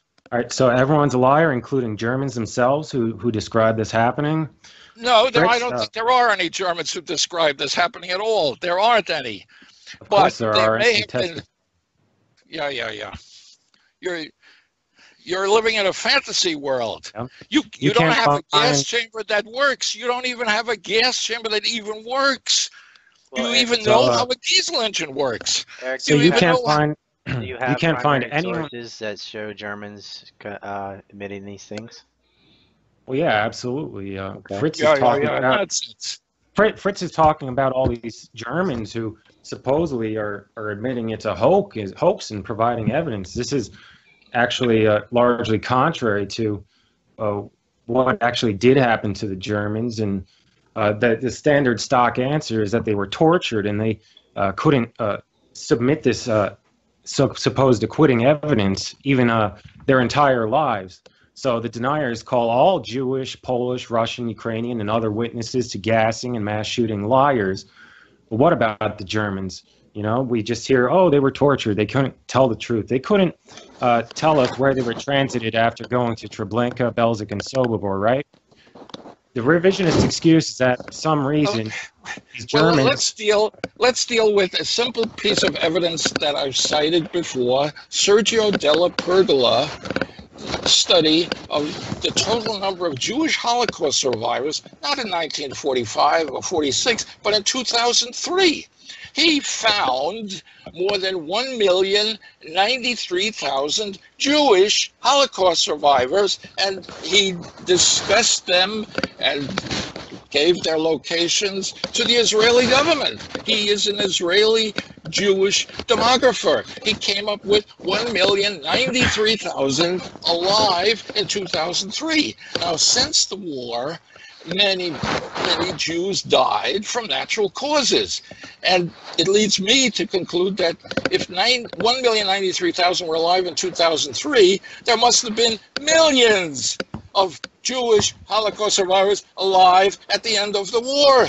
Is that somehow far-fetched? Do I know where they all were or what happened to all of them? Of course not. No, it's not far-fetched, but we're kind of going in circles here because I think that's not addressing what Eric's really asking, because I told that him they're not total death camps with 6 million and all that. He's saying those who were able to work were in labor camps and forced to work and were not killed. He's talking about the portion who were not able to work, who he believes were gassed and were shot. Well, he doesn't even have a good reason for thinking they were gassed. They might have been taken out in the backwoods and shot. Okay, how can you not include that as a possibility? It certainly makes more sense than trying to kill them with diesel exhaust. All right, so Fritz likes to go back to his stock answer of general demographic information when we're talking about specific camps, specific people, specific communities of Jews sent to these sites, never seen again, that there's a Yes, they were massive... seen again. Plenty of them were seen again. Helen Schwartz was seen again, wasn't she? Gisela Pearl was seen again. How can you deny that? You're saying all these people were never seen again? You're lying. You denied it yourself. You said you can't find one person transited through the Russian East through Treblinka, Belzec, and Sobibor. I can't find any that went to Russia. So what? They could have gone to any number of other places, and they did. Well, you say so what? Well, transited to the Russian East is a code word Russian demographer Richard Korer used in a report for Heinrich Himmler when he called to get explanation. He spoke very clearly. Stop lying. He didn't come up with any code words. He spoke very clearly in his report. He doesn't You say transited to the Russian East, but you can't find anyone transited to the Russian East. What you can find are pits of mass cremation pits of bones and human remains. You can find all the evidence, all the eyewitnesses saying gas and mass. Come on, you yourself looked for cremation pits. You found nothing of the sort. No. First of all, what I did in my video, the Treblinka archaeology hoax, although some of it I can stand behind, the main conclusion I cannot. Part of the reason I I presented that video, and maybe Fritz, I can calmly and tell you that I'm sorry if you've been misled by that video. I feel misled as well. I was involved in a bit of an echo chamber that hides a lot of the evidence, or claims that all the archaeologists, all the witnesses are absolute liars. There are photographs of these mass cremation pits. I don't believe I showed them in that presentation. I don't think I talked about the Polish and various other archaeological investigations of the site. I don't think I've talked about, well, first of all, I don't agree Caroline Coles would lie about the general science and evidence of mass graves at the site. As I said, the photographs and all the eyewitnesses show these mass cremation bones, human remains at the site. And of course, we can't find one Jew transited through this site to the Russian East in accordance with Corps report to Heinrich Himmler. Also evidenced in the Hoffel telegram found in British archives. Well, the Hoffel telegram doesn't claim these people were shipped to the Soviet Union. And However, I don't think Corps does either. Yeah, I agree. So, sorry, the Corps report does claim that they were.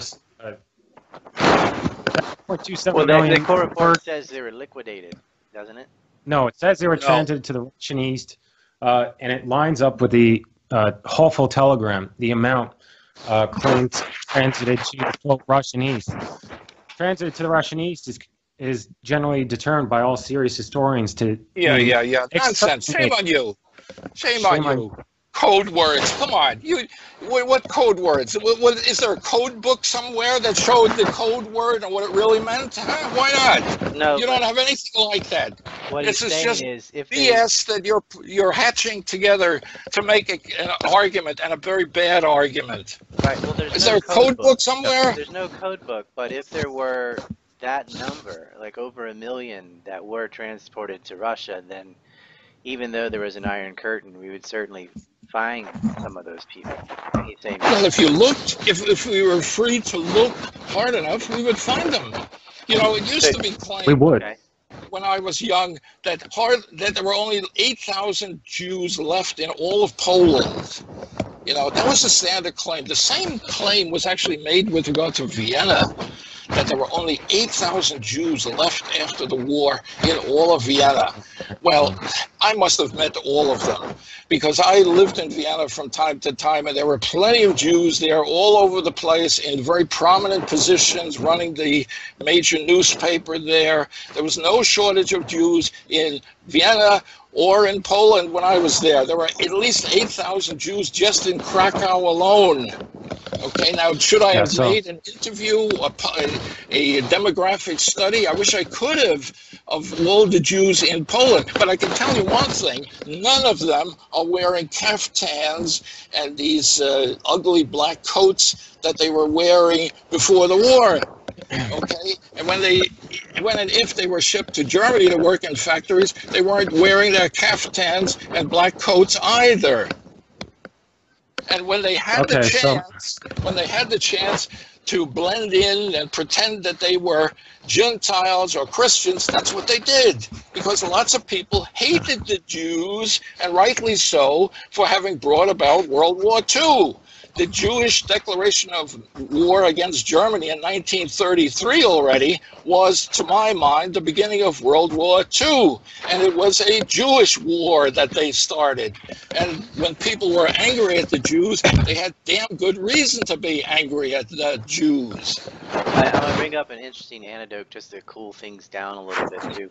I'll let you address that, Eric. I'll just bring something up just because it's there were a lot of Japanese in the United States who, during the war, just pretended to be Chinese, and that's how, like, fortune cookies are actually from Japan.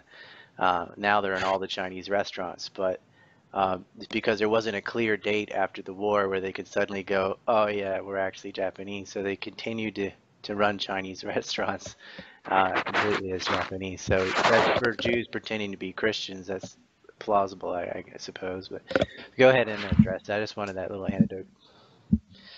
So all the witnesses, all the physical evidence points to mass extermination at these You sites. keep lying. You keep telling the same lie over and over again, and I'm gonna keep on interrupting you when you do that. So All of the evidence eyewitnesses. means what? Tell me one Eyewitnesses and witness. forensic evidence. Like All of the eyewitnesses, he says. Yes, absolutely. There's Okay. no eyewitness who describes transits through Treblinka, Belzec, or Sobibor. There are 0 eyewitnesses. Can you tell me one? I can't give you any of those, but I give you plenty of so-called eyewitnesses to the alleged gassing. Then why did I lie? Who Why did did I lie? lie? Let me finish here.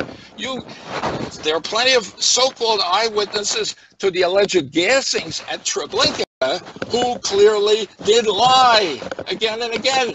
When the claim was that the bodies were blue, wet with sweat and urine, as Kurt Gerstein claimed, he was lying. Very simple.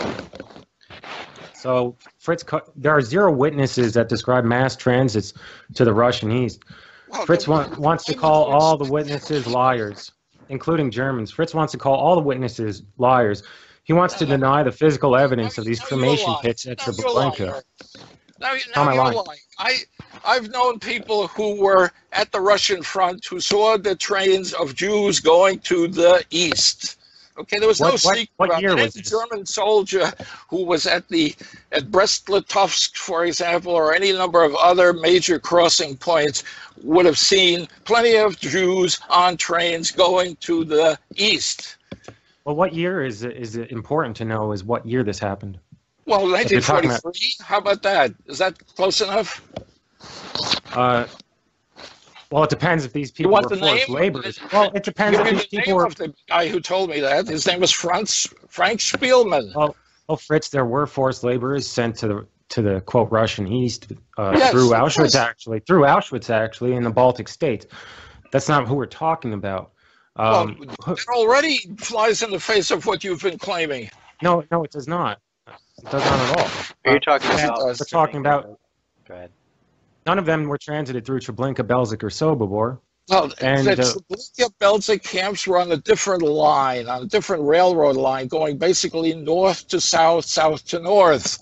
Okay, so the train stretch was from Majdanek or Lublin up to Malkinia, and those 3 camps were along that line, along the old Polish-Soviet border line. Okay, that was a very logical demarcation line for controlling typhus, which was the real big killer during the war. You haven't even acknowledged that typhus was a serious problem for Jews and non-Jews in Poland and in Eastern Europe generally. It was the big killer. So there's actually an interesting story about one Jewish girl transited to the Russian East, you could say. I showed this story to the moderator of the Committee for Open Debate on the Holocaust. He said it's proof that, this is a woman, Caroline Cohn, who was sent to Sobibor. And I showed this to the man, and he said, oh, that's proof she was sent to Minsk, as the story says, right? However, this isn't true. Caroline Cohn was sent in 1941 before Sobibor was even open. She was sent from Berlin to Minsk in 1941 before Sobibor was even open. She was sent back from the Minsk ghetto to Sobibor, where recently a pendant of hers was found. Fritz, why was this girl sent back from Minsk to Sobibor? They have physical evidence that she was there. She was never seen again. What happened to this girl? Well, you don't know that she was never seen again. You think she was never seen again because you didn't find any evidence that she was seen again. She might have been in Brooklyn or Flushing, New York at the end of the war. I don't know. It doesn't matter. She certainly was not killed in a gas chamber at Sobibor or anywhere else. And you haven't come up with a good reason to think she might have been. Of She course, was all of the probably witnesses. signed for some reason or other, maybe because they had some kind of work for her at Sobibor where she could fit in. That's all. Look, there were lots of Jews shipped to places like Minsk. In fact, an uncle of mine, Bernhard Trabert, was actually in the SS. He was a Your manager. microphone is making a lot of noise. Can you stop? It's All right. again, something. Yeah, just All right, we may have a technical. All right, I'm having trouble hearing the two of you also, so. Now it's better now. Better. Yeah. Just don't try to. Okay.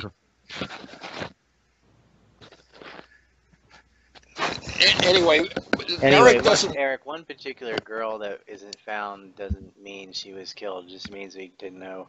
I mean, well, if you look at all the available evidence that all of the people described, all the physical evidence of mass cremation, bone fragments found at the site, cremation pits found at these sites, all the witnesses who describe mass gassing, there are zero. Has anybody seriously examined these bone fragments as to what the cause of death was? Is there any examination that shows any of these bone fragments are of people killed in gas chambers? No.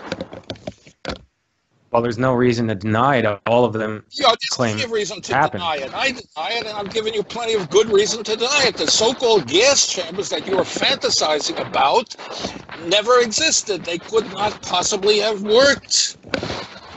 So he says that if you put people in a closed concrete room and pipe and exhaust, it couldn't possibly have worked. It wouldn't have worked the way it is claimed. Not even close to that. It makes no sense. I don't understand what you're talking about. You could kill anyone in a closed concrete room if you pipe and exhaust. In 3 minutes? You could kill them without doing anything because they'd run out of air. But sure. Yeah, well, that's not what's claimed. But there's a couple of things here. Right. That's not what was claimed. It was claimed that diesel exhaust was piped in. Right. It was also. Well, he wants to create a straw man. And it seems like the bodies should have been red, and there's your whole case falls apart when one looks at the specifics. The gas chambers. The specifics. Not work the way it's claimed at all. I don't understand what you're talking about. You don't understand, right? Exactly. You don't understand what I'm talking about. Why? That's nice of you to admit that. That's true. You don't understand what you're talking about either. All right, stop, guys, for a second. Okay. There's a few things going back and forth. So, Eric saying eyewitnesses. Why would they invent this gas story? I mean, all these eyewitnesses are saying this, and maybe they're all lying. Not all of them, first place. Right, okay, not everybody, but there are obviously a number of people who have either concocted this story or actually saw people being gassed, right? If there was really a story, if it really wasn't diesel and it was like petrol, there should have been red bodies, yet there aren't accounts for that. So either it was diesel or it definitely couldn't have been gasoline because there aren't any reports that accurately have the bodies, unless every single one of those bodies were cremated and no one ever saw one or something. So diesel, Eric is saying, would have worked, even though you can make a better gas chamber, because you can always make something a little better. Doesn't mean they didn't have a crude one in a bomb shelter or whatever, because if you do that with diesel, it will kill them. And then you're saying, well, not in 3 minutes. But, okay, maybe it wasn't in 3 minutes, but they would still die, right? Is that a summation of this back and forth? You think that's fair? Well, diesel exhaust, look, in the entire history of the use of diesel engines, which goes back to at least the 1920s, do you know how many cases there are of people dying accidentally or otherwise from diesel exhaust? Do you have any idea, Eric? I believe you pointed to one. I believe you pointed to some others. But like I said, this is a straw man. This is a straw man. The entire history of diesel exhaust usage in America in trucks, for example, where people slept overnight in their truck cabs in order to allow the air conditioning to run. You know, there is only one case of a person dying possibly from diesel exhaust, and it turns out to be a bogus case as well. In the rest of the world, in the last 100 years, there's only one other case of a person possibly having died of diesel exhaust. Okay, so even the use of diesel engines, even in a closed chamber, makes very little sense because, for one thing, diesel exhaust actually contains a lot of oxygen unless you're running it at very heavy load. So as a method for committing mass murder, the diesel story is just plain asinine. Even if you could conceivably kill people with it, it makes no sense. It's technically absurd. Now, Fritz, first of all, I do not accept that diesel gas was used. As I said, the closest witnesses all describe petrol. The closest closest witnesses all described petrol being used there. You're No, creating they a straw man. No, they didn't. Yes, You're they wrong absolutely again. did. Can we Kurt pause Gerstein was a German officer who also claimed at length that he's witnessed the gassing of, I think, 800 people. So he's one witness. He's even German, who had a different story. It was diesel, according to him, and his story has been used endlessly by the vast majority of Holocaust scholars, like, well, not me, but people who highly regarded, Leo Raoul Hilberg, for example, and others. Again and again, they refer to Kurt Gerstein, who was German and who claimed it was diesel exhaust. Again and again in his story, the term is diesel exhaust, etc., etc. And that claim was accepted by the whole world practically until about 2008, when even the United States government officially still claimed that it was diesel exhaust. Those claims are absurd. They are a pack of lies. Well, Kurt first of all, was a liar. Kurt Gerstein only visited the camp for less than a day. He was not personally involved with a wristwatch, with a stopwatch in his hand. He saw the whole thing. So how did? Yeah, he saw the engine and knew it was diesel exhaust and not Because petrol, right? He was a mining engineer himself, and you can tell if it's a diesel engine from the sound. If you know anything about cars, which I doubt, you would recognize a diesel engine from the sound. First of all, because it's a rapid fire of many explosions. That's how you know it's a diesel engine. You don't have to open the hood to tell that it's a diesel engine. Okay, let's, for the sake of argument, accept Fritz's claim that diesel was used. However, Fritz, you did write an argument about... That's not my claim. My claim is that diesel was not used at all. My claim is that Kurt Gerstein and others are simply liars. First of all, you did write an article describing how long it would take to kill someone with kill groups of Jews with a diesel exhaust engine. It was under half an hour, under load, under certain conditions, correct? Well, not quite like that at all, really. I didn't give it time. Should I stop and get the article? Yeah, get the article and read for a change. Read something that's worthwhile. I brought it up. That's why I brought it up.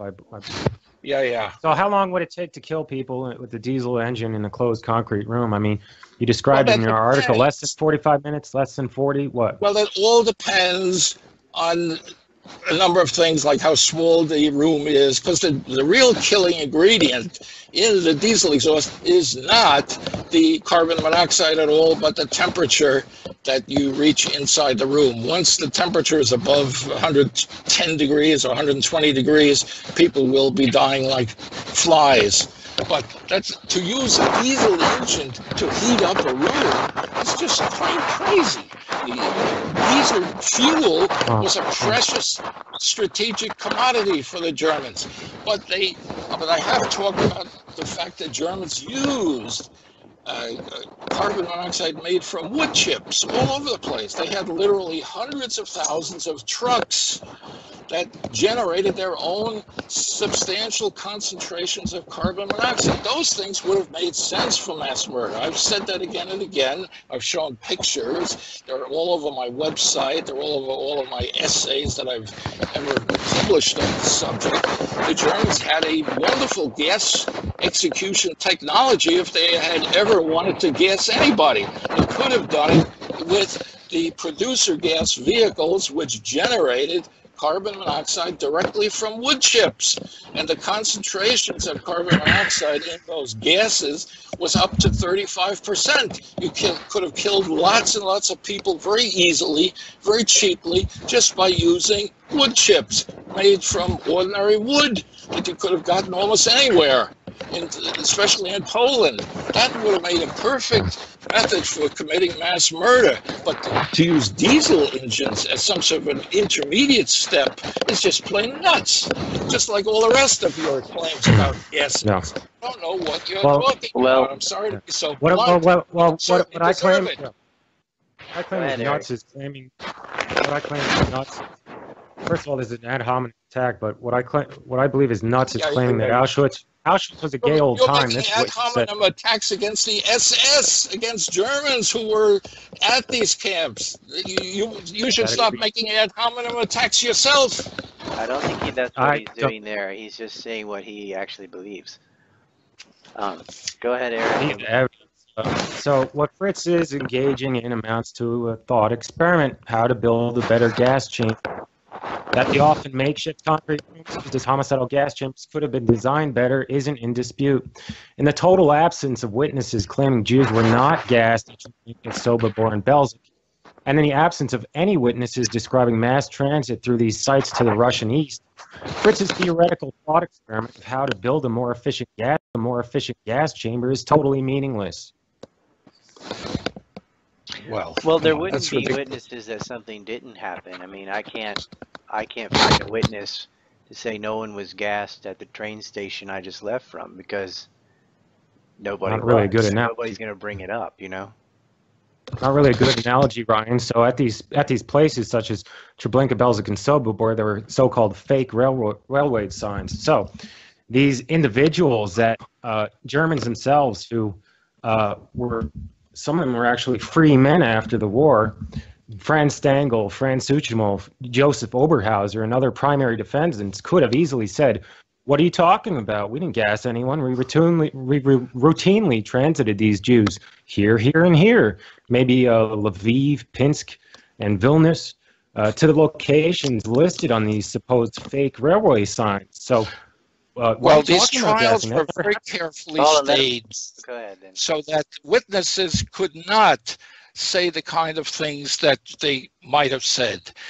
Rudolf Höss was staged also. After he made his signed statement, he was not able to speak freely at the Nuremberg trial, for example. Otherwise, I'm sure he would have given them an earful. But these post-war trials were all carefully rigged so that the witness, the German defendant, could only be heard saying what the prosecution wanted him to hear. The Auschwitz trials in Germany in the 1960s were thoroughly discussed by Dr. Wilhelm Steglich in his book. It was called Auschwitz.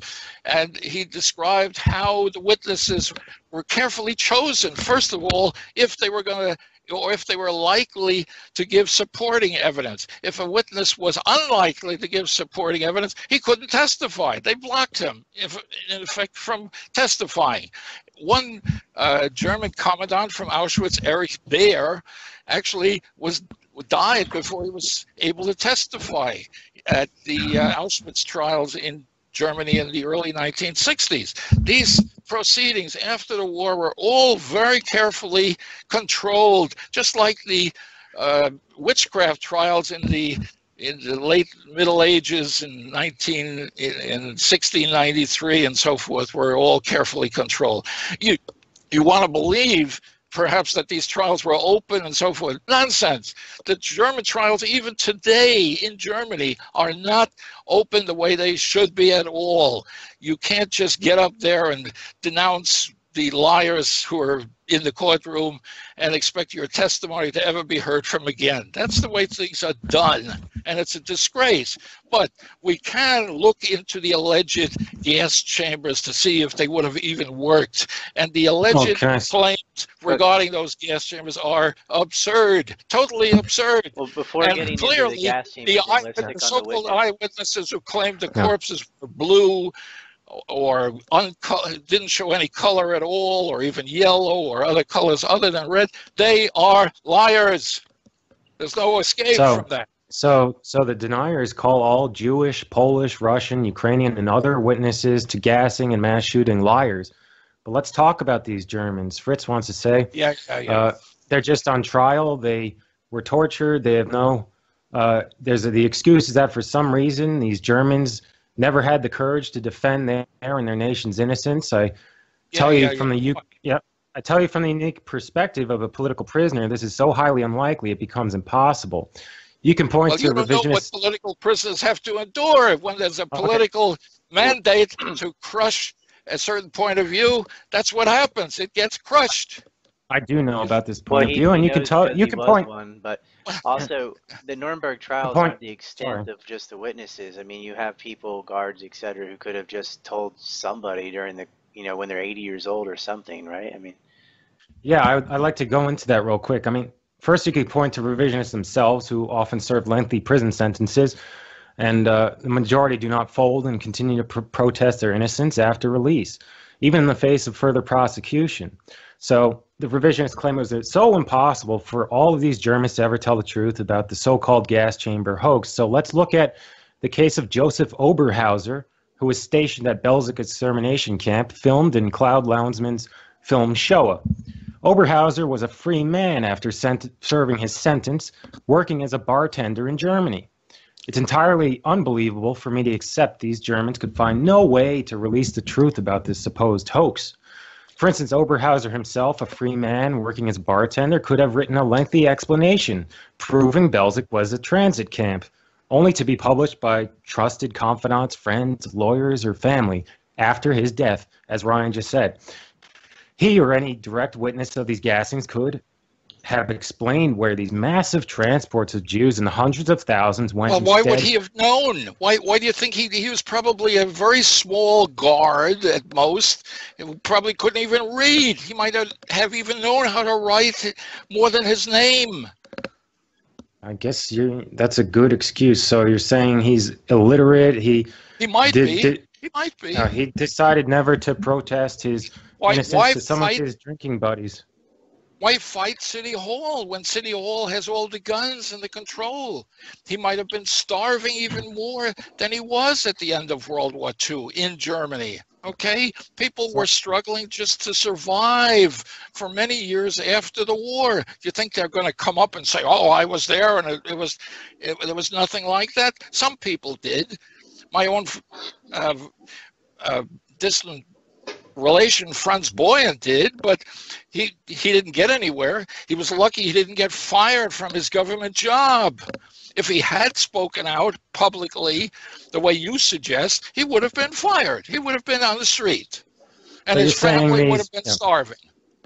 So his family would have been starving. My other relative, I understand this. Bernhard Trabert, he had been in the SS at Minsk, managing a small clothing factory employing about 3,000 Jews, according to the story I have, in Minsk. Okay, when the war ended, he was thrown into a concentration camp in Regensburg, and he spent several years there until he was could somehow show that he had been rehabilitated and re-educated. And then he was able to go back to his wife and his one surviving child and make sort of an existence for himself. But he couldn't get a job that was worth a damn any time for the rest of his life.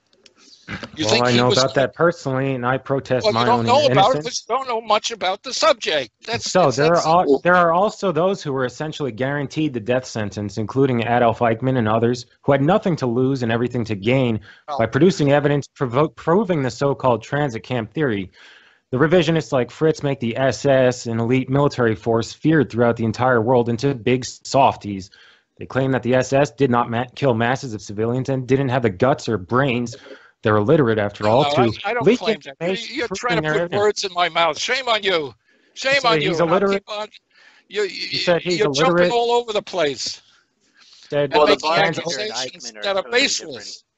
You said Oberhauser was illiterate. He didn't have the brains. He might have been. I didn't say he was. He might have been. Speculation, as most of your claims. Be a little careful. Try to be a little bit careful about the things you're saying. You're obviously very reckless in the accusations you're making. You're both a little bit right here. I mean, it would have been very hard. There's a lot of political pressure to shut your mouth. They lost the war. There were, death camps after the war. Starvation, etc. And it's not like the internet existed back then. It would have been much harder than it is today to say anything, because it's not going to matter. You're going to say something, maybe the immediate people around you hear about it, and then you're just going to go to jail, get fired, and nothing's going to change. Nowadays, you can say something, and it can go all around the world, and you might have an effect, but there's much less motivation then than there would be now. All that being said, there should be someone saying that would have done it anyway out of the spite of seeing what had happened to their country after the war to say, damn it, these were transit camps, and write a letter or something, it seems like. They didn't there were because people like that, but they're not that many. But Erich Baer, who had been a commandant at Auschwitz, was more than prepared to say precisely that. And then for some mysterious reasons, he died just a few days before he was supposed to testify at the big Auschwitz trial in Germany in the early 1960s. Okay, so look at Rudolf Hess, kept in prison for his his lifetime, given life imprisonment, when all he had done was try to make peace with Britain. Okay, he was kept in a prison. You think he could have made a lengthy essay about how he knew nothing about any extermination plans or something like that? Of course not. It would have been totally destroyed by his captors. And that's the way these things work. They fudge the environment so that any real testimony to the contrary is totally destroyed. Wilhelm Stegley was punished for his book. He was nearly ruined. He barely got old age pension. Fritz, I think there's a better explanation. Is that these men, you don't have accept what happened. You don't have it. You don't even have a gas chamber that really could have worked the way you allege. Well, and that applies to Cyclone B, to diesel exhaust, or gasoline engine exhaust. You don't know what you are talking about. You ought to be ashamed of yourself and go back to kindergarten and study the subject from the beginning again. I understand you're passionate about the topic, but these kind of personal insults aren't really an argument. Yeah, but they're entirely justified. They're entirely justified. Because before I listen to him insult the SS or Germans in general, as he is doing, I'm going to insult him. He's asking for it. He deserves it. I understand your feelings, but I don't think Eric Hunt is against the Germans or anything like that. I think he is. Yes, he is. Well, this is a problem with this kind of topic. Like, we want to have these kind of civil debates, but it's difficult. The reason that people don't want to debate or don't want to voice their opinion on these subjects is because they know that they will be met with such visceral attacks on their person. I fight, I'm an anti-Zionist, for example, and I'll speak up for Palestinian rights and say what the Israelis are doing. And of course, I'm going to be met with waves of people accusing me of being anti-Semitic and this and that. And that kind of personal attack prevents people from speaking up on these topics. And let's say if Eric's wrong, let's just say if he is, he'll never know that unless we have these debates in civil and you give him some evidence that changes his mind. And vice versa, if you're wrong, you won't know that if you're constantly just personally attacked, because it just ends up in a shit throwing contest. And it's entertaining and all, but it doesn't really, move the marker anywhere in figuring out the truth of these matters. Well, frankly, I'm more than inclined to agree with you completely, Ryan. I agree. I know it looks bad when I am as critical as I am about Eric, but he's just plain misguided for emotional reasons that I can't even begin can we cut this? No. One more little detail. In the United States, you actually have gassings to death of people, of prisoners who were guilty of murder and maybe rightly so, whatever. The last gas execution in the entire world occurred right here in Arizona in 1999. Do you know how long it took to kill that one poor guy? Any idea? I don't know the case. It's just a non sequitur, Fritz. No, it's not. No, it's not. I don't know. Shame on you. Who knows? It's not a non sequitur at all. It took 18 minutes to kill one person in a well-designed gas chamber here in the United States. 18 minutes. Can I add something to that, though, that you might find interesting? Is the reason they've changed sort of the method of gassing prisoners, and the reason they've moved away from the electric chair, is because they actually harvest and sell their organs.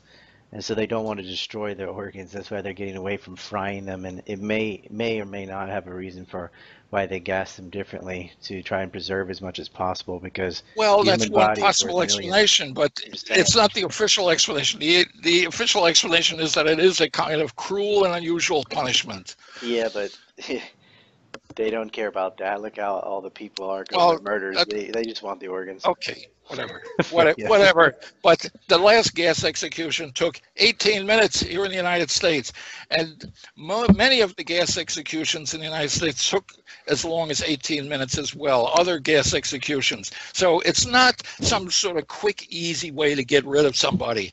If you do a mass gassing, it gets kind of messy, especially if it's done in a large room where the little guy, little Isaac might be hiding in, especially if it's done in a large room where the little guy, little Isaac might be hiding in the corner, lying down on the ground, so that the gas, the cyanide, which is lighter than air, can stay well above his head. If you use anything like the alleged gassing technology in that kind of situation, it would have been a disaster. It would have been a mess. There would have been lots of groggy little angry Jews left afterwards to welcome the guy opening the gas chamber door. It would have been a catastrophe.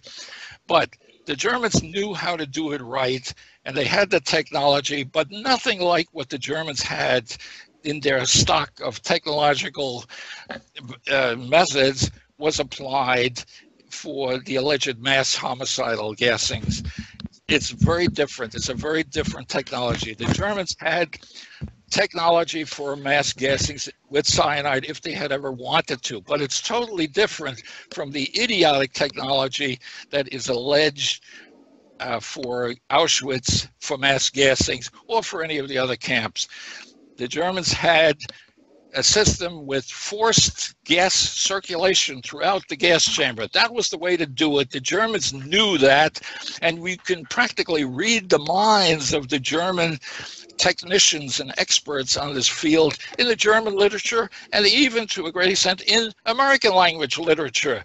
American Cyanamide Company actually used Zyklon B and Zyklon discoids for fumigation throughout the United States. And it worked very, very well. And in fact, in some of their literature now published on Rodo, you can actually read how to make your own gas chamber. It's not that hard, but it involves some rational technology using forced gas circulation to disperse the gas throughout the entire chamber. Otherwise, you end up with something that's very, very slow, comparable to what was used to fumigate barracks, which required about 24 hours of exposure so that the cyanide could get out of the granules or the discoids or whatever and kill off everything in the barracks. But in a real gas chamber, you would have had forced gas circulation. And that's totally different from what's even alleged in any of the so-called Zyklon B gas chambers anywhere in Auschwitz-Birkenau. In other words, when you look into the claims specifically about gassings, they all turn out to be garbage. That doesn't mean you couldn't possibly kill people with gas. You can, but it involves a very different kind of technology from any of the garbage that is alleged in the Holocaust literature. Well, Like we I knew there said were earlier- delousing chambers, but I guess what was the gas chamber building then if it wasn't a gas chamber, a morgue, or what's the official? Well, can I just Yeah, you can go ahead, Eric. I'm sorry. I'd like to respond first. So Fritz described it. It would have been very messy. This is actually what the witnesses do describe it as: very messy, tangled bodies, feces, menstrual blood, all over the floors. But lots of people still alive. But lots of people still alive after 20 minutes or even 5 minutes, or especially after 3 minutes. Not lots of people, but there have been instances where they did describe, as you say, little Isaac alive in the gas chamber. So it absolutely does not contradict what you claim. It was a very messy, brutal process, and sometimes there would be one straggler But as you say, it's totally possible. Like and Zisblatt, for example. well, Irene Zisblatt is absolutely lying about her being in a gas chamber. Really? However, why is she lying and the others are not? Huh? well, Maybe she was ruled out. She's lying. I don't really have to defend her lies, but why was she lying? If I were to try to, well, one person lying doesn't mean everyone else has to be also a liar. Obviously, if I were but her to story is justify, ridiculous. well, if I were to justify her lies, she did. Her mother and sister appear to have been gassed. Unfortunately, they're not alive to tell their stories. Well, then they must have been gassed. If they're not alive to tell their story, then that's proof that they must have been gassed, according to Eric. Well, yes, as you say, those segregated and separated as unable to work. I don't even know what your point is. You say they did work. It makes no sense. I think they may have died of typhus or starved or been shot. No, he's saying that these toddlers and elderly people did work. It makes no sense. First of all, they were separated and segregated as unable to work, and he says they did work. Well, some of them did, I'm sure. Sure, there's all kinds of stuff that can be done. Even children can do work, but these children were not able to make that 30-mile trek to the railroad station in Gleiwitz. So somebody decided, well, you guys better stay here and wait for the Russians, and maybe they'll take good care of you. And the old women and old men, I suppose, who were unable to make that long trek on foot in the winter, in the cold, in snow to Gleiwitz, 30 miles away. That's a hike. They stayed in Auschwitz also. And when the Russians came, they waved to them and told them all kinds of stories and made happy talk with the Russians. The Russian women, the women left in Auschwitz, they were all raped. They were all raped by the Russians. That was their reward for having decided not to go west with the retreating Germans. And there is plenty of testimony of that. But that's beside the point. The point I'm making is that there was no extermination program at all at Auschwitz. All right, I have a key question. So, one second, can I just interrupt? Yeah. So Fritz's point is that those separated and segregated as unable to work, photographed in a group, obviously unable to work, separated as unable to work, actually did work. That's his point. Well, I don't know for sure that they ever did any work. Let's get that straight. I don't know what they might have done. Minor things like sweep the barracks. Any number of things could be done by people who are old and so forth. Help keep track of things. Any number of things can always be done by people if they're functional at all. Well, there are those who do know what happened. You're not one of them. Outside of Auditorium 5, where these people separated and segregated as unable to work were last seen alive and gassed. You jump to these people, you jump again to the liberation of Auschwitz. I already debunked these photographs, as you said, as these elderly and children that were photographed. At the time when the Russians were there, right? So they hadn't been exterminated for being useless. Okay, well, I brought this up earlier. Again. I brought this up earlier. Even if the gas chambers had not been operating, they could have been just shot. You could have saved a lot of food for those 2 months until the Russians actually came. So if you can see that these, first of all, you're disregarding the entire purpose gassing ceased. The reason gassing ceased was to keep these Jews alive, so there wouldn't be as many repercussions against the German people themselves. Is that the reason? Absolutely, it would be very. Absolutely, it would be very. It would certainly incite the Soviets to find mass piles of shot children and elderly at Auschwitz to further kill German people. Do you concede now that those in the now you're those engaging children, in mind reading? This is very interesting. I didn't know you had this ability. You're now mind reading Himmler and the Germans for their reason for stopping the gassings or the alleged gassings in November. You're really fantastic. I am so amazed. Question I had earlier, because this really cuts to the heart of the issue here. Are there elderly people? Right. Sorry. Can I interrupt? real quick. Let me ask this Are you question because I conceding? think it's going to help you make your point too. Because I've been listening to both of you dispassionately, just whatever. I don't care who's right. I just want to know what's right. I would like to know because you said, well, these pictures of elderly and children and stuff are after there were orders to stop the gassings. Are there survivors who are children or elderly who are there before the order to stop gassings? Elie Wiesel. They're all.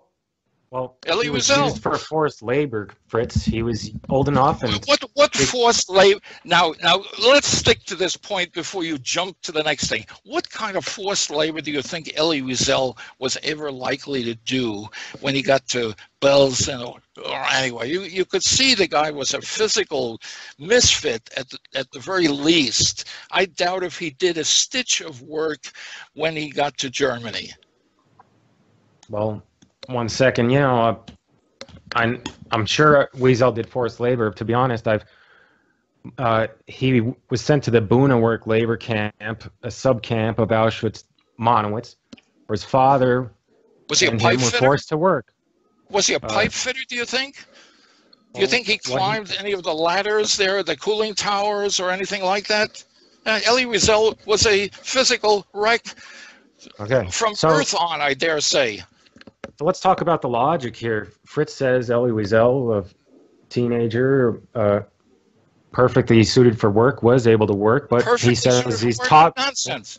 Sorry. Perfectly Sorry.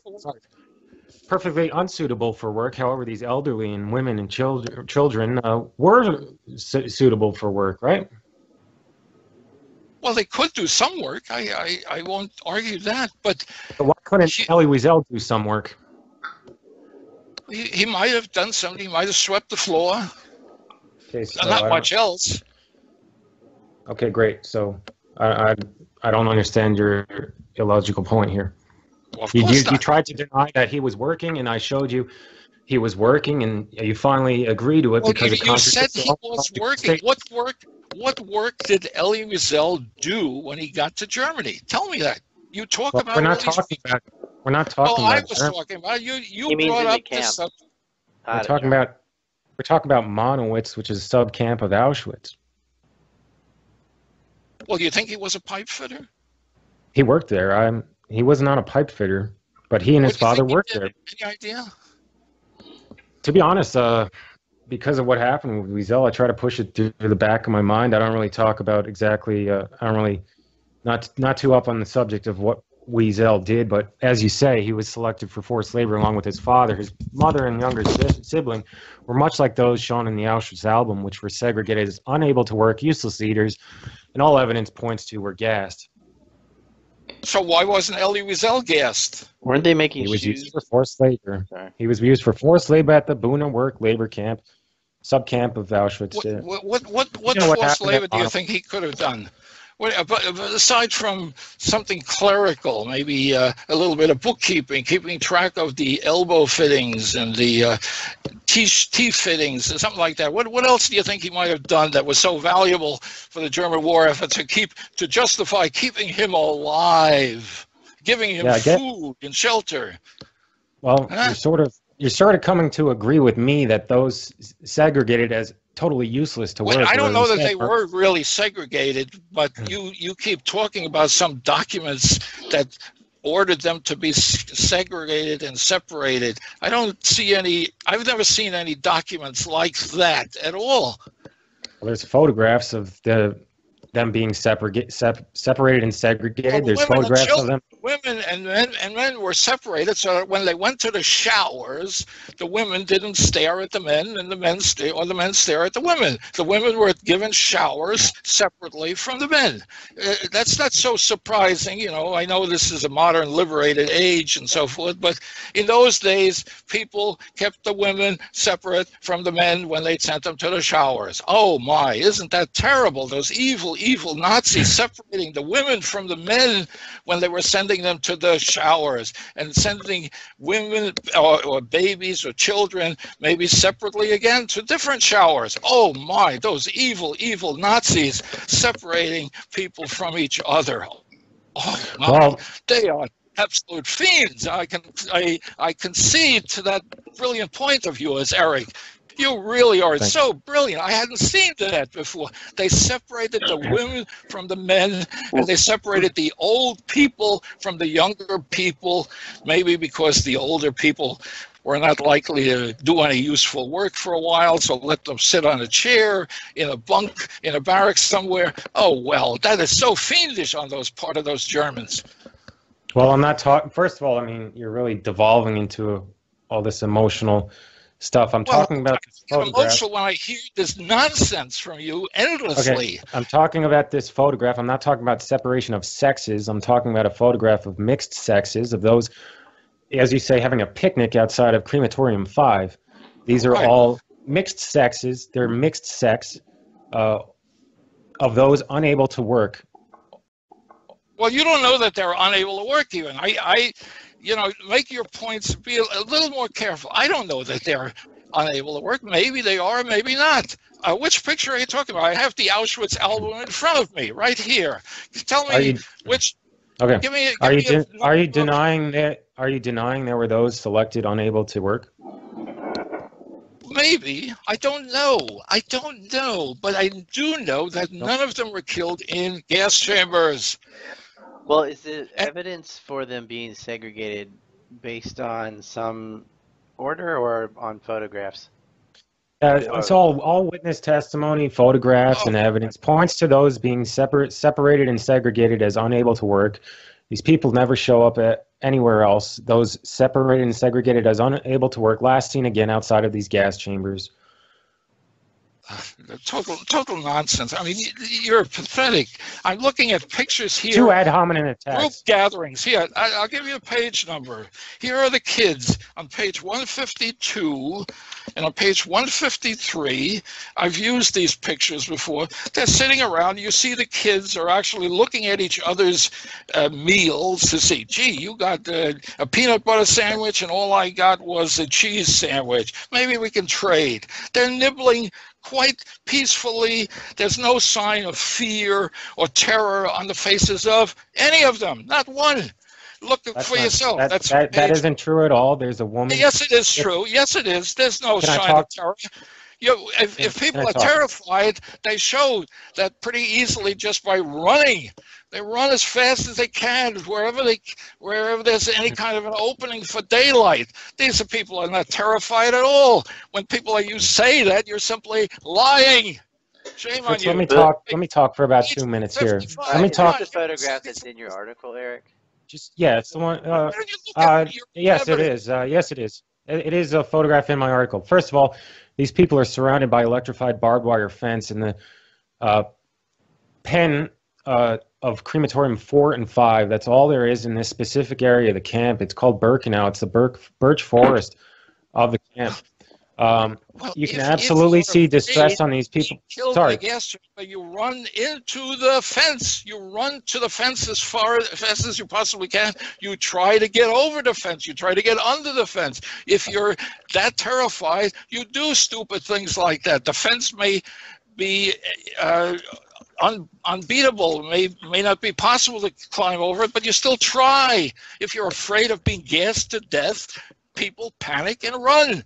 That's the normal reaction. You don't see any people on death row like that in any any of these pictures. Try to kill the guard. There are absolutely reports of those who ran to the there are barbed wire reports, a few far between. Yes.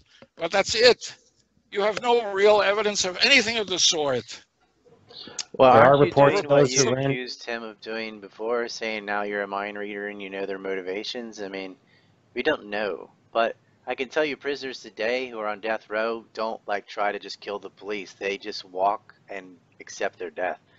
But they don't usually commit suicide before they get lethal injection or the chair or whatever. So we can't really get in the mind of people why they if they're likely to be hung by the neck, they often do. In fact, the standard procedure in prisons is to shut the entire prison down when the prisoners know that someone is about to be hung or executed. That's a standard procedure because they have riots. All the other prisoners in the camp, or in the prison, they riot. when they think something like that is going on. They don't sit passively in their cells waiting to get the word that such and such a person was gassed to death or hung or electrocuted. People panic and they riot. That's the normal reaction when they're in terror. But you don't see anything like that in any of these pictures, and Eric's claims to the contrary are sheer nonsense. These people are very relaxed, picnicking in a rather relaxed way, sitting casually, showing no sign that they're going to be gassed or tortured or treated horribly at all. Just look at the pictures with an open mind. Take some coffee. Take a few cups of coffee before you look at these pictures. There's nothing in there to support the claim that anybody was killed in gas chambers. It depends which picture you're looking at, because I see a picture of a woman being held by 3 men. I have the entire book here. Well, I'll let Eric. Wait, just by Eric's I'm going off of. I'd like to talk for about 2 minutes without being interrupted with emotional ad hominem attacks. Yeah. Try not to make any ad hominem attacks of your own, and then we can have a more intelligent debate. Well, I don't think I've done much of that yet. Certainly not. Yeah, you have. I got news for you. You certainly have. So we're talking about the photographs, and if they're just showing distress. Tell me which ones. Okay. Let's see. Well, let's talk about the photograph of the woman being held by 3 men, being manhandled, in my opinion, right in front of the entrance of Crematorium 5. You can see Crematorium 4 in the background. Fritz talks about rioting, things like this. Crematorium 4 in the background was blown up in a prisoner revolt. The Sonderkommando and those in the nearby Canada camp blew up the crematorium to resist the mass gassing operations. So there were rioting, there were people who ran to the barbed wire, there were people resisting. In this specific photograph, you do see a woman resisting. She's being held against her will by 3 men, apparently Jewish, at the steps of Crematorium 5. There's no other place this photograph could have happened. It shows Crematorium 4 parallel in the distance. And she is absolutely not having a picnic and a good time. Well, she may have lost her luggage. She may be worried, where did my luggage go? I sent the picture through Skype so you can see that. It's probably not her 2 hands are restrained on 2 points by 2 men opposing her, and there's 1 man in the background. They're moving towards the photographer, who is standing at the entrance of Crematorium 5. She's not asking where her luggage went. She's resisting being pushed forward. You don't know anything of the sort. Well, you create really sort of ridiculous claims like they're having a picnic or that she lost her luggage. They are, but in many of the pictures. There are many signs of, right below that picture in my own article, you see a child who does have a face of distress on him. He's got a part of his clothing on. He certainly does not look to be having a picnic. Another woman is looking towards him, but plenty of others do look There's like others, they're having a picnic and are having a picnic. The one of the women sitting down. They're sitting down in many ways because they were transited in 3 days. Some of them were standing up on the boxcars for 3 days, having to. Oh my goodness! Oh my goodness! Yeah, they had to urinate on themselves on the way to the camp. Yes. Oh, that was so terrible. My goodness. You think maybe the Nazis could have just put them on the road and forced them to march for a day or 2. That might have been an alternative. They could have saved the railroads for the war effort in that case.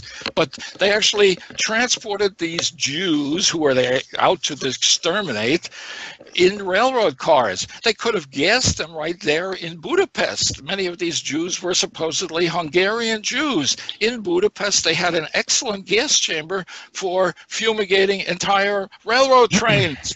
And those fumigation chambers, the Budapest gas chamber is the subject I've discussed in many of my essays, were perfectly excellent gas chambers that would have killed everyone in those railroad cars right there in Budapest. Why ship these Jews 120 miles to Auschwitz if all you're going to do is gas them there? Well, so Fritz is again proposing better, more efficient ways. They could have, would have, should have. They could have, would have, should have done it.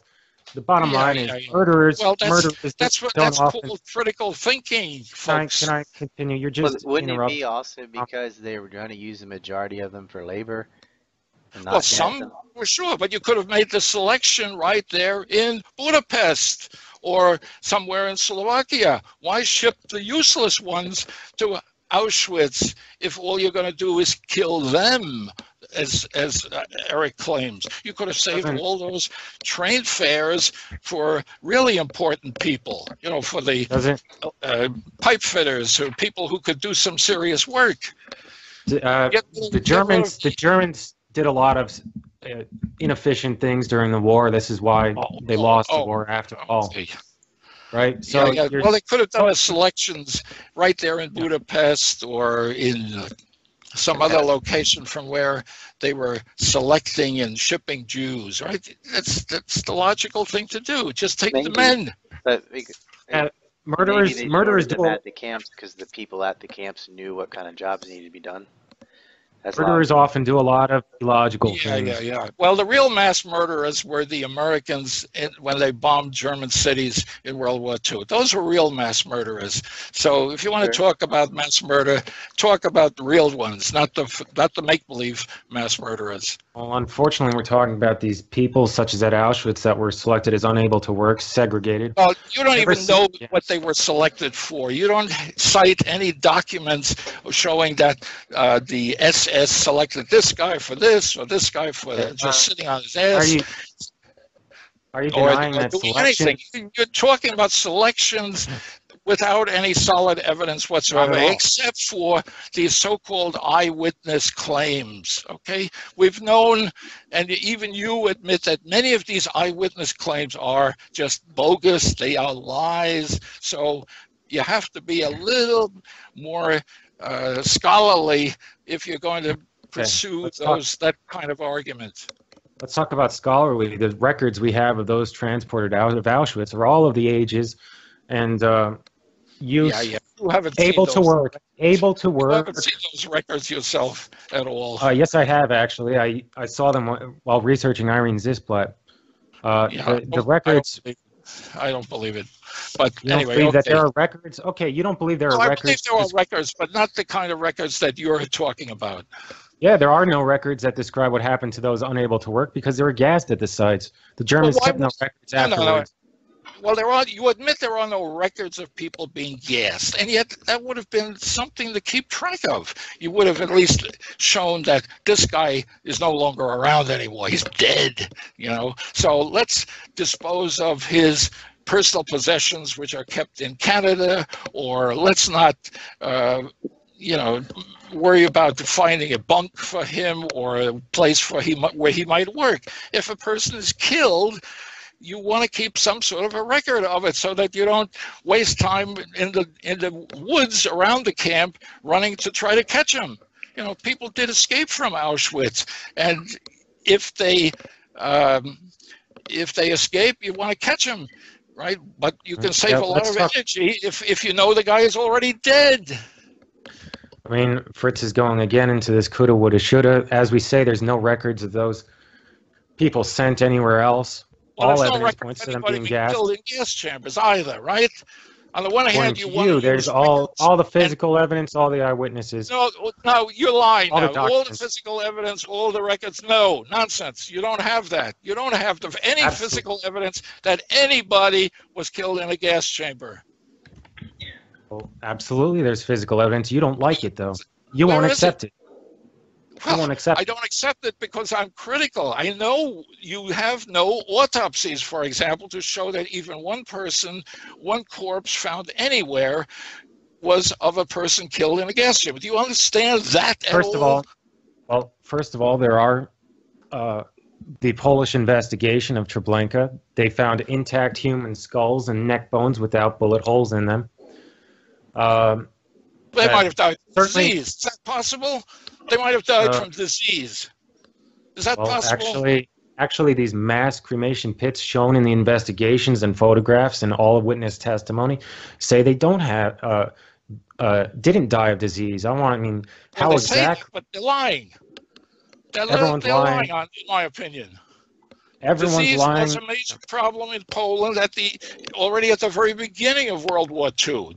Typhus in particular. Years ago, we had a brief argument, you and I, about the fact that you didn't seem to realize that the typhus epidemic was killing huge numbers of people already in Poland. And you thought I was terrible in some way because I kind of slammed you down for not knowing that. If you know anything about false. This is false. Poland, you would know that typhus was a major killer. That was the real killer in Auschwitz and in other camps. Not Cyclone B. All right. I mean, I'd like to talk for about 2 minutes uninterrupted. So this is false. I know all about epidemic typhus. You don't know much. I was willing. Fritz, let him Tell me speak for a all little about bit. typhus. Tell me all about typhus. I'll be very patient and listen because I really want to learn about typhus from you. Well, I was willing to sort of think that this. First of all, what Fritz said is not true. It's an invention. I did not say what he claims I did. Going into this, I was willing to accept that, for instance, those photographed in mass cremation pits outside of Crematorium 5 may have been victims of disease. However, all available evidence, including those who took the photographs themselves and those who worked in these gas chambers, including Germans themselves, to talk, all evidence points to gassing having occurred. You're lying. He talks about. You're lying. He's not. He's told me that before. Yes, he is. Because I've No, argued he is before. lying. I thought most people starved, and he said actually typhus killed a lot of people. He was willing to entertain that. You can say he's wrong, but he's not lying. Right. I mean, Fritz No, talks he is about lying. Auschwitz. When he says all the evidence, he's definitely lying. He doesn't know what all the evidence is. It's absolutely all the evidence, which includes documents, includes eyewitness, it includes archaeological investigations. It includes, Oh my. Yeah, you just don't like the evidence because, frankly, you're German yourself. You have talked about being a victim of discrimination of your family after World War II. Is that good? Is that it? My goodness. There are many revisionists who are Germans themselves who are frankly biased, who do not want to accept the evidence, They can't look at the subject level-headed. I sympathize in some ways. Typhus. Tell me all about typhus. That's how you started this little chit-chat here just now. I don't accept that those bodies at Treblinka and those cremation pits that do exist are all typhus victims. Well, do you admit some of them were? Some of them were from typhus? I mean, there are descriptions of those crammed into these train cars at Treblinka being pulled out dead before they can be gassed. I mean, you talk about autopsies. How exactly are you going to do an autopsy on cremated ashes and bones fragments to prove cyanide gassing? I told you they didn't find bullet holes in skulls and neck bones as would be consistent with shooting. So that is consistent with being gassed. That is consistent with the quote autopsy. Well, the forensic pathologists have much more advanced methods today. I don't know whether one can tell if the bones are going to show cyanide gassing or carbon monoxide gassing, but one of the reasons for why cremation was actually allowed in Germany in the early 1930s was because even evidence, or even when the person had been poisoned, one could, with careful medical examination, tell whether or not that person had been poisoned or gassed. That was a big issue in the early days of cremation, even in Germany and elsewhere, that even cremated remains could reveal strong evidence of the use of poison to kill a victim. Otherwise, cremation was the perfect thing to use on any relative, a wife, a husband who might have been poisoned. You'd send them right away to the crematorium and evidence is gone forever and ever. But even cremated remains can, in many cases, reveal clear evidence of the use of poison. And that was one of the reasons why cremation was even permitted in Germany, at least, and possibly other countries as well. The technology is very sensitive today. Does it mean every poisoned person would be exposed, or every corpse of a poisoned person would be exposed by a careful chemical investigation? I don't know. I'm not an expert, but some cases clearly it is the case.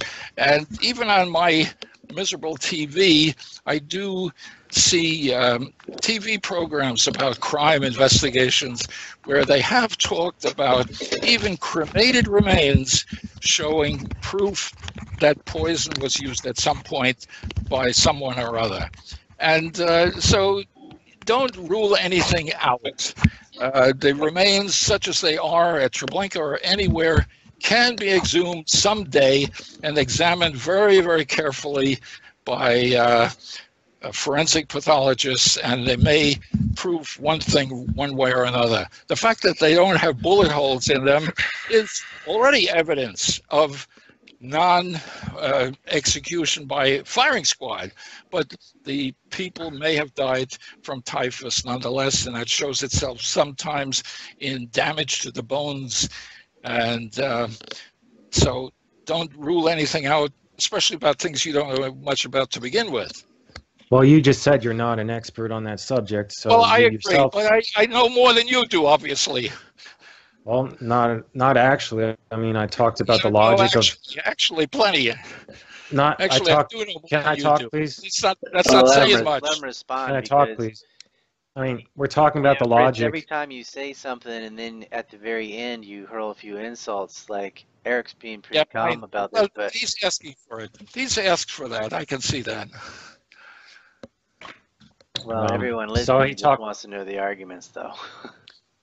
So he talked about the logic of autopsies of diesel or petrol or some sort of a petrol or diesel exhaust. I told him it's pretty senseless to do autopsies, like I said, on those killed in those methods and cremated. There's only cremated. Let me see if I right. Did I Can I continue, senseless? please? Did you actually say senseless? Well, first of all, I propose you can actually.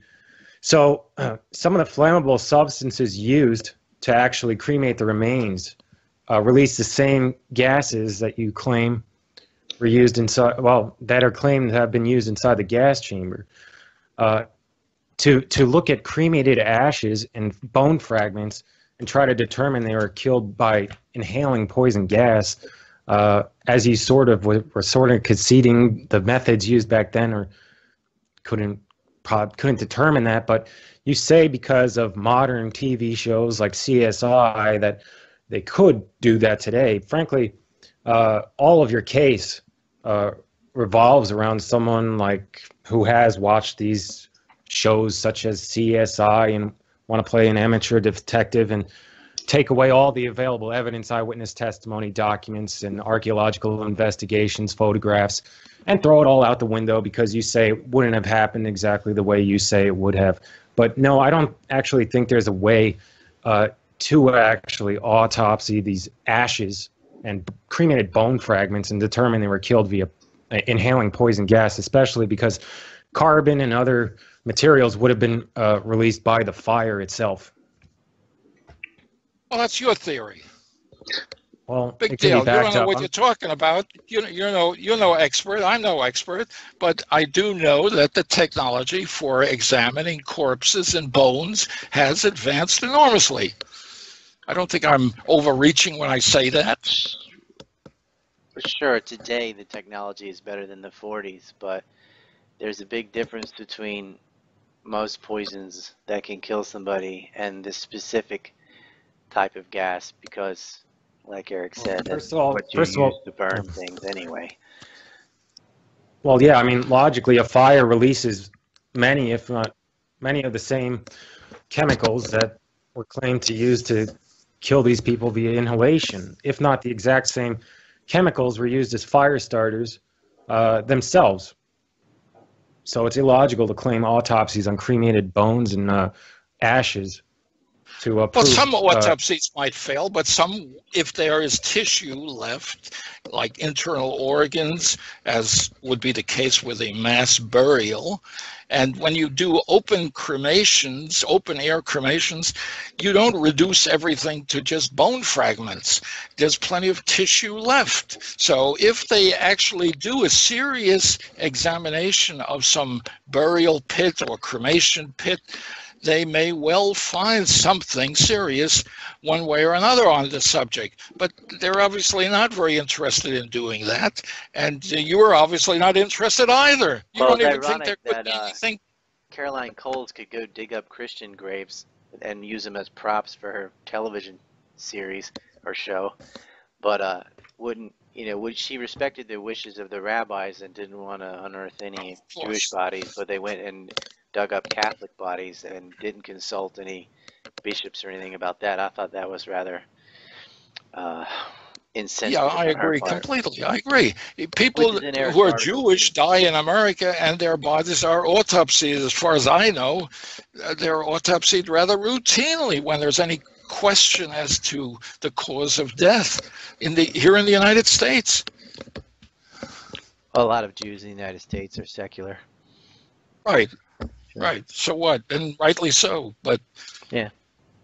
Well, being so what means it's different. I mean, but I mean, it seems like that would answer things immediately if they would just dig up Treblinka and see if there's a whole bunch of ashes or not. But well, that's already been proven that there are, quote, a whole bunch of ashes in the Polish investigations, and the photographs of these mass graves with ashes and bone fragments and all the available witness testimony.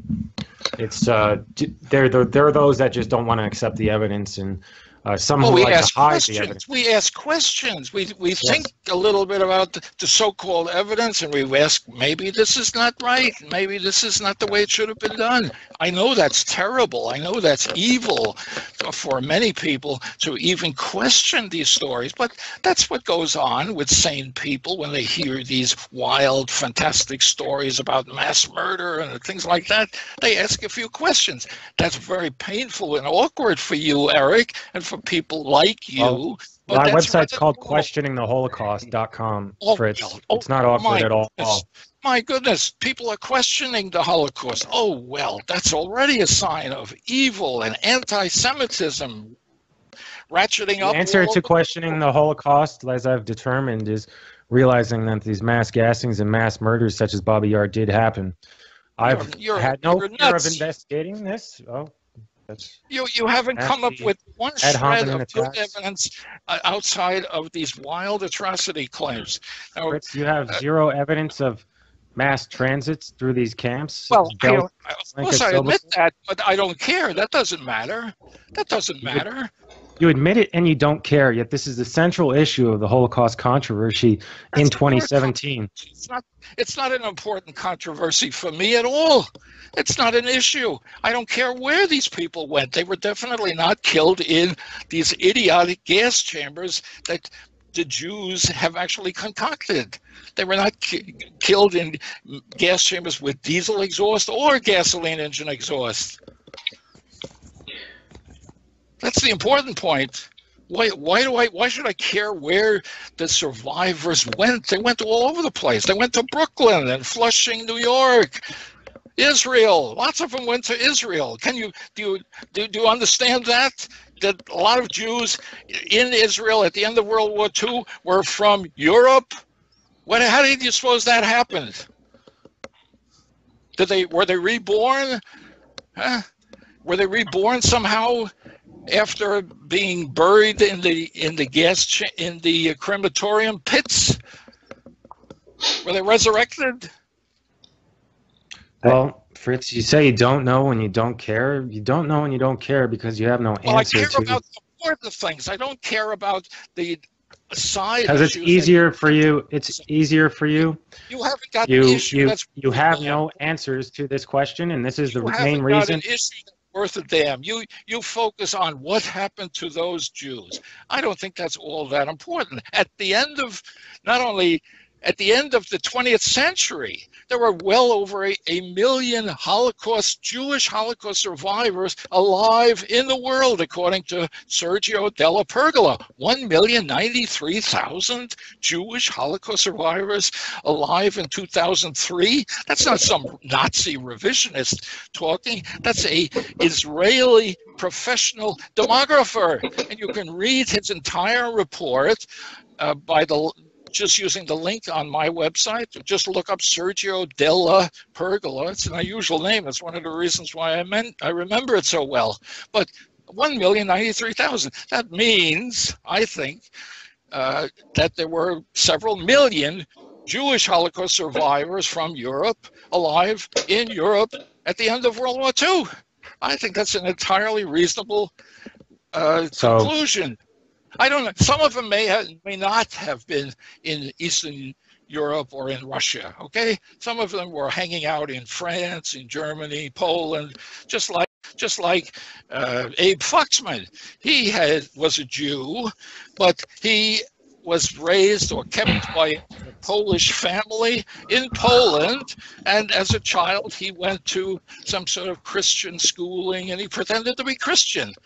Okay, clearly he was not killed in a gas chamber. So when I know that bothers you terribly, right? That bothers you a lot, doesn't it? That I actually have some strong. He's a survivor. Is Abe Foxman a Holocaust survivor or not? It's not dealing with the specifics of those sent to Treblinka, Belzec, and Sobibor. Those documented sent there and never seen again. So no, when confronted, you don't have any evidence.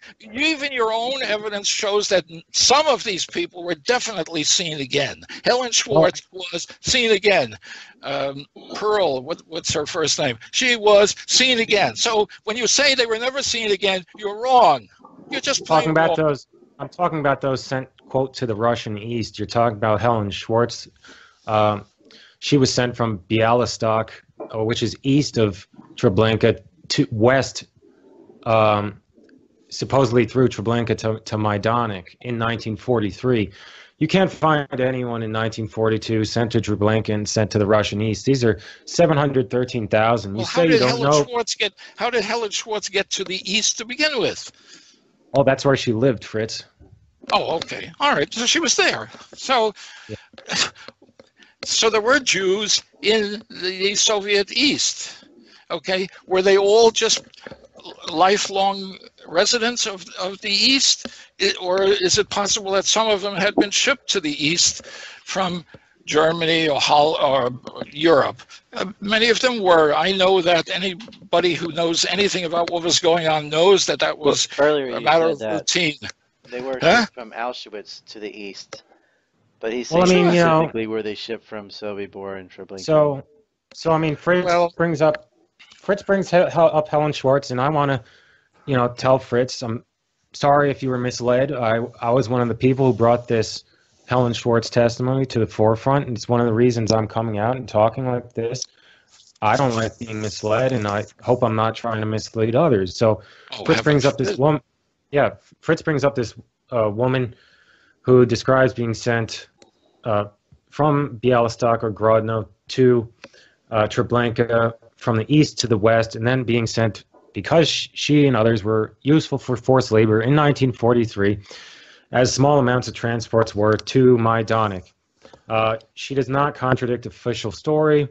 This is documented and has been documented before I brought these out. Unfortunately, Jewish Holocaust experts such as Yitzhak Arad falsely claim absolutes, such as that everyone sent to these places were killed. There are reports of those sent even in between the camps to clean up, for example, as the camps shut down, and very small amounts of those obviously useful for forced labor being taken off of the trains, not continuing on through the tube, as they say, and to the gas chambers where those they witnessed were never seen again. So there are small amounts that did transit through, but they were able to work. So I'm sorry if Fritz believes that Helen Schwartz disproves that the revisionist, somehow proves the revisionist transit camp theory that all of these transited through Treblinka, Belzec, and Sobibor were actually sent to the Russian East, when in fact you're mixing everything up. You're mixing things up. I didn't say that anything about Helen Schwartz proves there were shipments to the East. I don't know. That's what I've told you. You keep mixing everything up. No, we know you don't. Little facts straight about things I've said and things that I haven't said. I know you said you don't know and you don't care because you have zero answers. You can't name one Jew transited through these camps to the Russian East. That's why you don't know. That's why you don't care, because you cannot answer that question at all. Because it's not an important question for me. The important question is whether people were killed in gas chambers, and I've answered that. Those who can't answer the question, all witnesses, all evidence points to that these people you can't name existing anywhere else in the world were in fact gassed there. Their cremated remains are photographed, investigated by archaeologists, and all available evidence points that the reason you can't find them is because they were killed at these sites. Well, they might have been shot somewhere. Is that possible? They might have died from typhus somewhere. So those are alternative explanations. And your insistence that because you see no evidence that they were actually shipped, that they were therefore gassed, that's silly. That's silly. That's just plain stupid.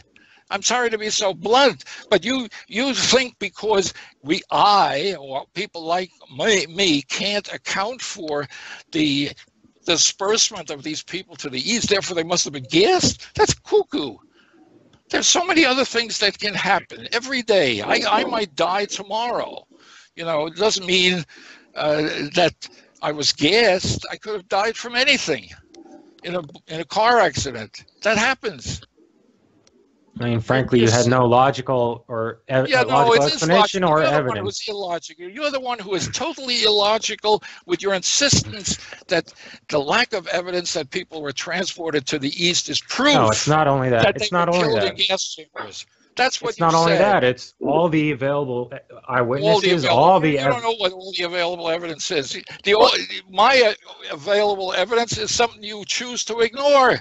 You try to ignore the fact that these gas chambers simply were ridiculous. They would not have worked. Well, it's two things here. It's not knowing, like the ones who are said to have gone east may have just been shot, may have died of typhus, or may have starved to death, or may have whatever.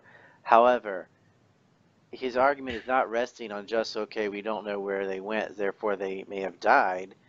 It's, okay, they were died or were killed, and the reason he thinks there are gas chambers that as the method is because of witnesses and forensic evidence, like photographs of holes and things like that. Well, it's not only this. When Fritz started revisionism, there very well was a great, exaggerated, false, a lot of it by the Soviets claim regarding all of these things that happened. So when Fritz started, there were no identified gas chambers at these sites. However, recently, archaeologists at Treblinka and Sobibor have unearthed the buildings that all witnesses have identified were the homicidal gas chambers. There's no other explanation for what these buildings were. They absolutely match. Well, Fritz, can I continue? They match up exactly. Well, why do you keep lying? These lies that you are throwing out are so despicable and so stupid. I have to interrupt you. I mean, you claim there's no evidence of this or that. You're wrong. You're lying. You don't know. You haven't done the most basic kind of critical thinking. What were those buildings then? Well, there was a transit camp. There were buildings for giving people showers, for example. And there was a gas chamber, I'm sure, for fumigating clothing. You wanted to give people back clothing that had been thoroughly fumigated. That's what you had, I'm sure, in Treblinka, Belzec, and Sobibor, and that's all you had. You had real gas chambers for fumigating clothing and giving them those clean clothes back to the Jews or whoever so that they could survive. That's what those camps were for. And there were plenty of camps like that throughout the German-occupied East to keep German soldiers alive, to keep ordinary workers alive, to keep people alive generally, and to help fight the typhus epidemic, which was the real enemy, the real killer inside German-occupied Eastern Europe. I mean, Eric's insistence that all the evidence says something else, just cuckoo, just plain cuckoo. Don't you have buildings in the forests even? You found a building somewhere and you think this supports the guessing claim? Cuckoo. Shame on you. Okay. You're a child, Eric. You haven't really grown up. No. So, Eric, what is the evidence that these buildings were not just showers and so forth, that they actually were gas chambers? What's the forensic? Well, I mean, yeah, I'm trying to ignore the cuckoo clock I hear over here, but so the evidence is, for instance, in that Treblinka archaeology show, they talked about the tiles found there. The witness who described the tiles 70 years earlier described the building as a gas chamber. That's some evidence right there, the physical tiles that prove an earlier witness's claim that this building was a gas chamber. There's absolutely no evidence of Fritz's transit camp for these 750,000. Lying again. You're just plain lying again. The evidence supports the transit camp theory also. Were these buildings destroyed, or could you go there and test the walls or something? The remains are found in ruins. Like I said, at Treblinka, they line up with the earlier, I believe it's Abraham Zerpecki, who described the tiles of this room that was used as a gas chamber. Fritz is just repeating these false claims that I'm somehow lying, but as we've shown, he can't. What you're doing is definitely lying. Some of it, when you insist all the evidence says this or that, then you are simply lying. All right, Fritz, I'll give you another chance. Can you name stop one of lying. these transited this transit camp? Can you name one Jew transited through these transit camps? But that's not the only evidence, and that's not the only issue. Helen Schwartz was obviously not killed there. Another survivor. I said to the east. In 1942. Well, you said to the east. I'm not bound by that. I'm not bound by that at all. Actually, you are, because the revisionist transit camp theory, in accordance with the Richard Corer, claims the code. I'm not bound by that. I'm sorry. Can I continue? The code word used for transited to the east was code word for extermination via poison gas at these specific sites. Story. That's your make-believe accusation. That's no code word. Where did you get that crazy idea that was some sort of a code word? The Korher report, which I've read in German, is very clear and logical and very specific. It says nothing that can be reasonably interpreted as some kind of code word. Germans themselves testified that this was the code word used for extermination. And the fact that we cannot find any of these transited east, this transit camp, or as proof, the small amount, like I said, selected for forced labor in 1943, as the Germans needed this forced labor, does not prove these mass transit to the Russian east. There's no evidence of these mass camps in the Russian east for those alleged transited through these transit camps. Fritz cannot name one transited east through these, quote, transit camps. They were not transit camps. They were extermination camps, is all the evidence points to. Right. Because in other words, because I killed and not gassed, though, is what he's saying. Like, they didn't go to the east. They got shot or whatever. He's just saying they weren't gassed. That's his big thing, because there's no gas chambers. And you're saying, well, if they were shipped east, they obviously weren't, because there's no records or evidence they're shipped east. They must have died somehow, therefore they were gassed. But that really just proved they were killed. Is there other forensic evidence besides the man who said the tile there? Is there any physical evidence, not witness evidence, of the gas chambers? Well, there are the cremation pits, the mass cremation pits, photographed and investigated by the Polish Investigative Commission, as well as other archaeological investigations throughout the years, including at the Belzec extermination camp. Core samples taken that show there are massive mass graves at these sites, which could hold hundreds of thousands of bodies. Who were not cremated. Which were not cremated, right? No, they were cremated. Well, some of them were, I'm sure, but there must have been plenty of bodies there that were not cremated. And if one exhumes those bodies, if one actually takes the trouble to do a serious forensic examination of the site, then one might find lots of bodies of people who were still wearing their ordinary clothes at the time they were tossed into the ground, if that's at all the case, okay? And when you find bodies of people still wearing their clothes, you often find little photographs or letters that they wrote, newspaper clippings, all kinds of important evidence to show when and when they were tossed into the grave. That's what was done at the Katyn massacre site, which is a model for a good forensic examination of a mass murder site. Then when the Germans investigated the Katyn site, they invited medical personnel from the whole world practically to come to Katyn to see what was there and to allow professional forensic pathologists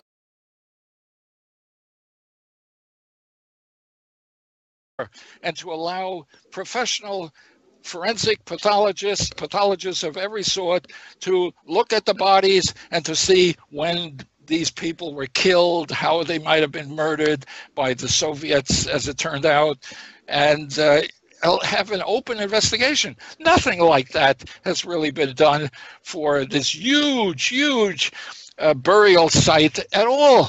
Okay, there was some futzing around by the Poles after the war, and that's it. But a serious medical examination, nothing of the sort has occurred. Okay, they might have found some ash. I remember seeing some photos Muhlenkamp showed. Well, you see little bone fragments mixed in with ordinary soil. Well, that's not terribly convincing one way or another.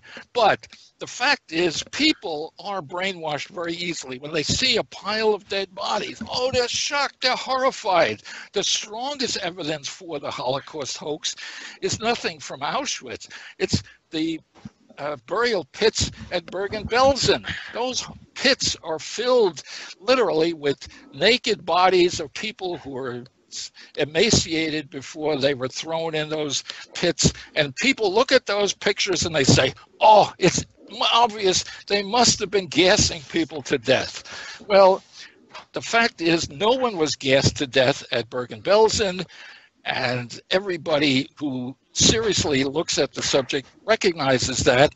But the pictures of Bergen-Belsen, which are far more horrible than those pictures that Eric showed from Auschwitz, Kremmer 5 area, etc., those pictures from Bergen-Belsen are psychologically very powerful evidence for mass gassing, but in reality they are false evidence. People are easily brainwashed at the sight of a dead body. That's a horrible reality, and that's the basis essentially of what Eric is talking also. He tries to distinguish a little bit, but he has no pictures of people killed in gas chambers at all, anywhere. Those pictures of the dead bodies at Kremmer 5 or near Kremmer 5, they may be perfectly genuine, but there's nothing in the pictures to support the claim that these people had died in a gas chamber. All he has is the usual BS, bullshit, generated by the Jewish Holocaust industry to support these idiotic and vile racist claims against Germany and against the SS and against perfectly decent people who were the ones running Auschwitz, whether it's Rudolf Höss or Joseph Mengele or any number of the Germans who were there. Those were innocent, decent, heroic people. And I'm disgusted that I'm even wasting time here talking to someone like Eric.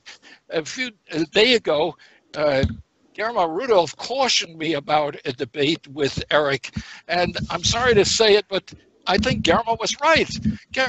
Eric has no idea what he's talking about. He's blah-blahing the usual Holocaust propaganda from his Jewish contacts, wherever they may be, and that's it. He might get himself a nice job at IHR working with more. Can we talk about the evidence, Fritz? Yeah.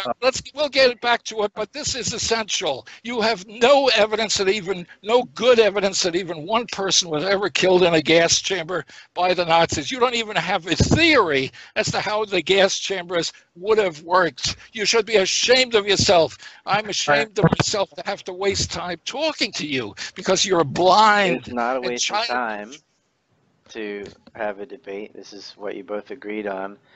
But the core of the debate that was agreed upon was the specifics of what happened to the people unable to work.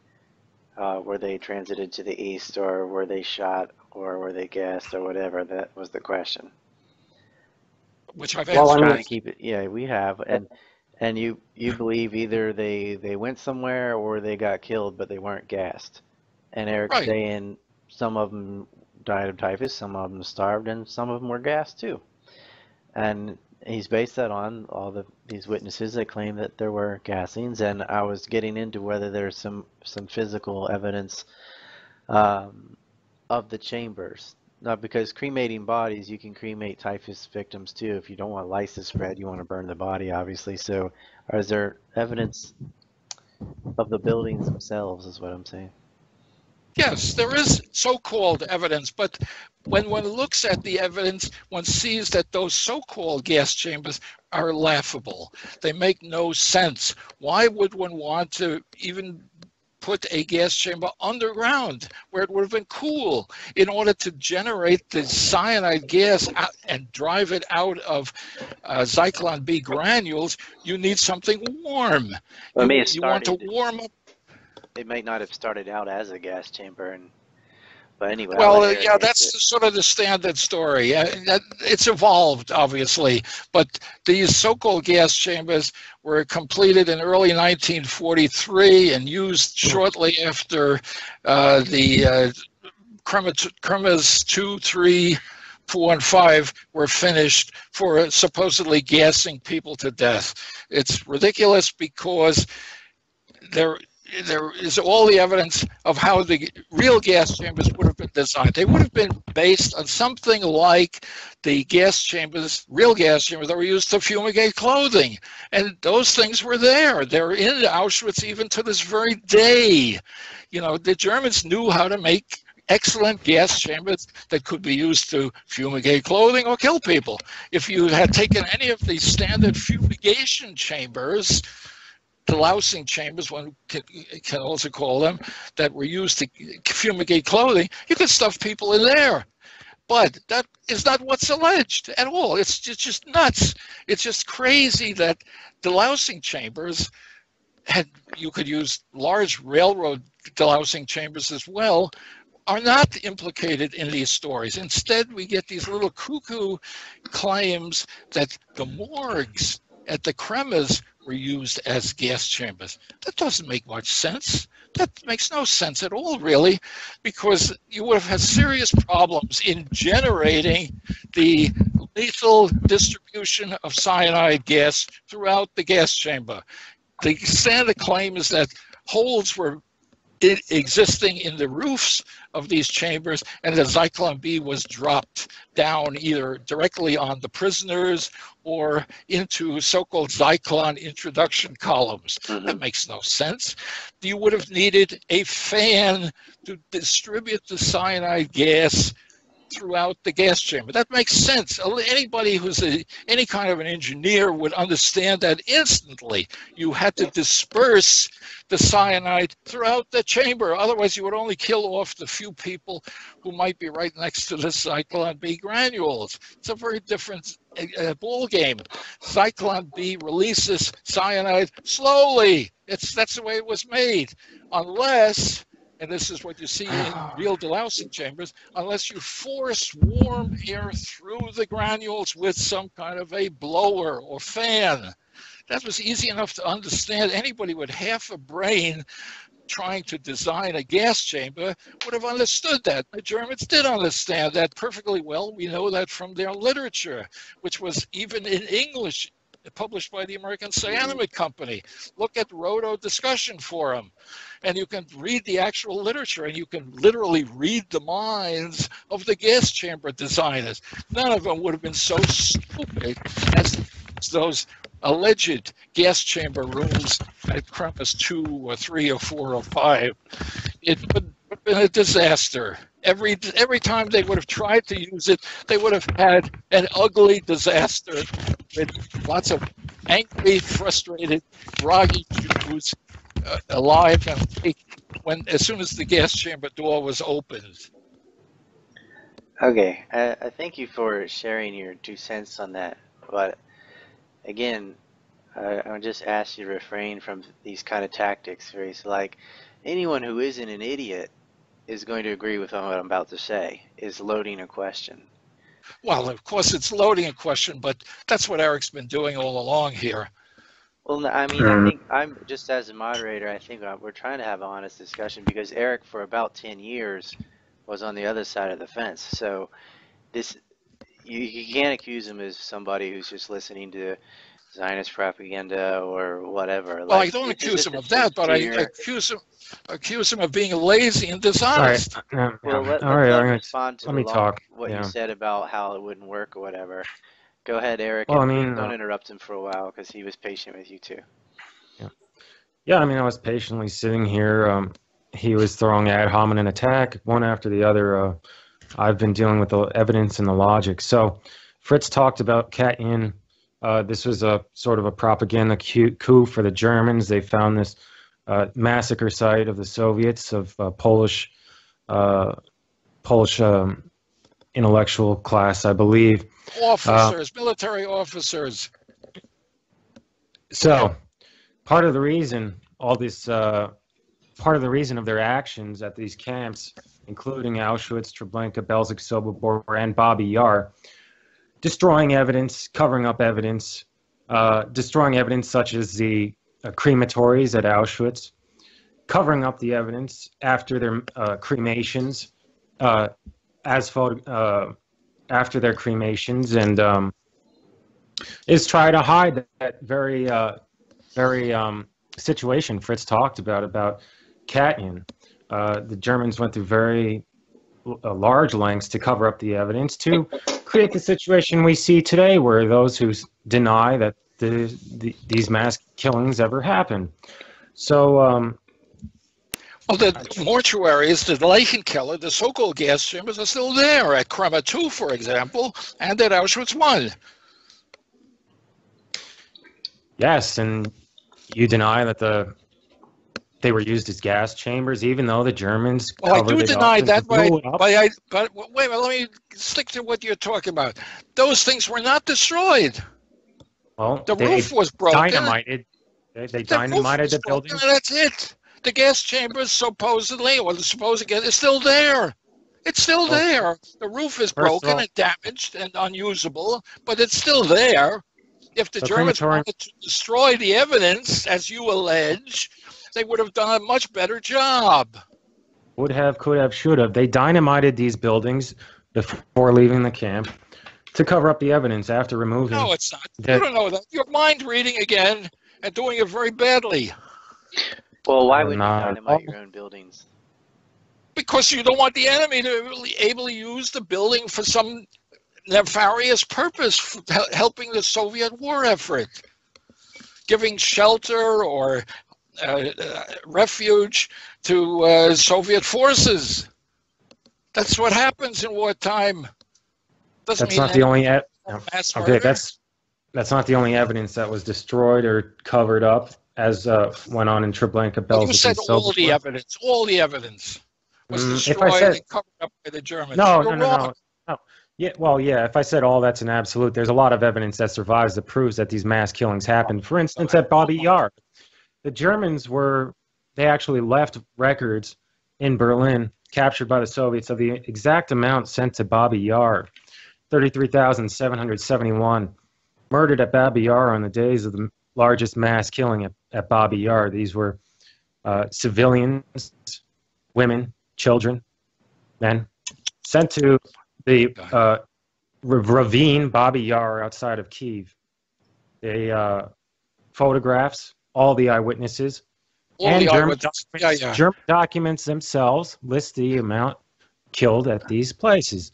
Now, Fritz, what happened at Babi Yar if you don't want to believe the German documents themselves? There was an uprising at Kiev, and many of the partisans, I'm sure, were shot and tossed in the mass grave there, such as it is. But there is one Einsatzgruppen report, which disagrees completely with the story that you've just spouted. So when you say evidence, all the evidence says this or that, you're wrong. All the evidence does not say this Fritz, or that. And the Fritz, Einsatzgruppen reports, wait a minute, you had your chance. The Einsatzgruppen reports were some of the easiest things imaginable to forge and falsify by the Russians, which was pretty routine on the part of the Russians. Now, there was no serious forensic examination. Wait, but we're talking forensic examination. There was no serious forensic examination ever at Babi Yar after the war by anything like neutral observers or international observers. Surely that would have been the perfect place to have a huge international investigation of this mass murder site, and that would help exonerate the Soviets. But there was nothing like that. All we get is the same kind of nonsense that Eric's been spouting here since the beginning of this debate. Can I talk about the evidence? Okay. Yeah. Can I talk about the evidence? Okay. Yeah. Fritz says, talks about why there wasn't an investigation, and I'm talking about the Nazis covering up evidence. First of all, he claims only partisans justifiably shot at Babi Yar. This isn't true at all. All witnesses and family members and photographs show women. Again, you're saying yes, all witnesses. You don't know that. All witnesses. Absolutely. You don't know anything of the sort.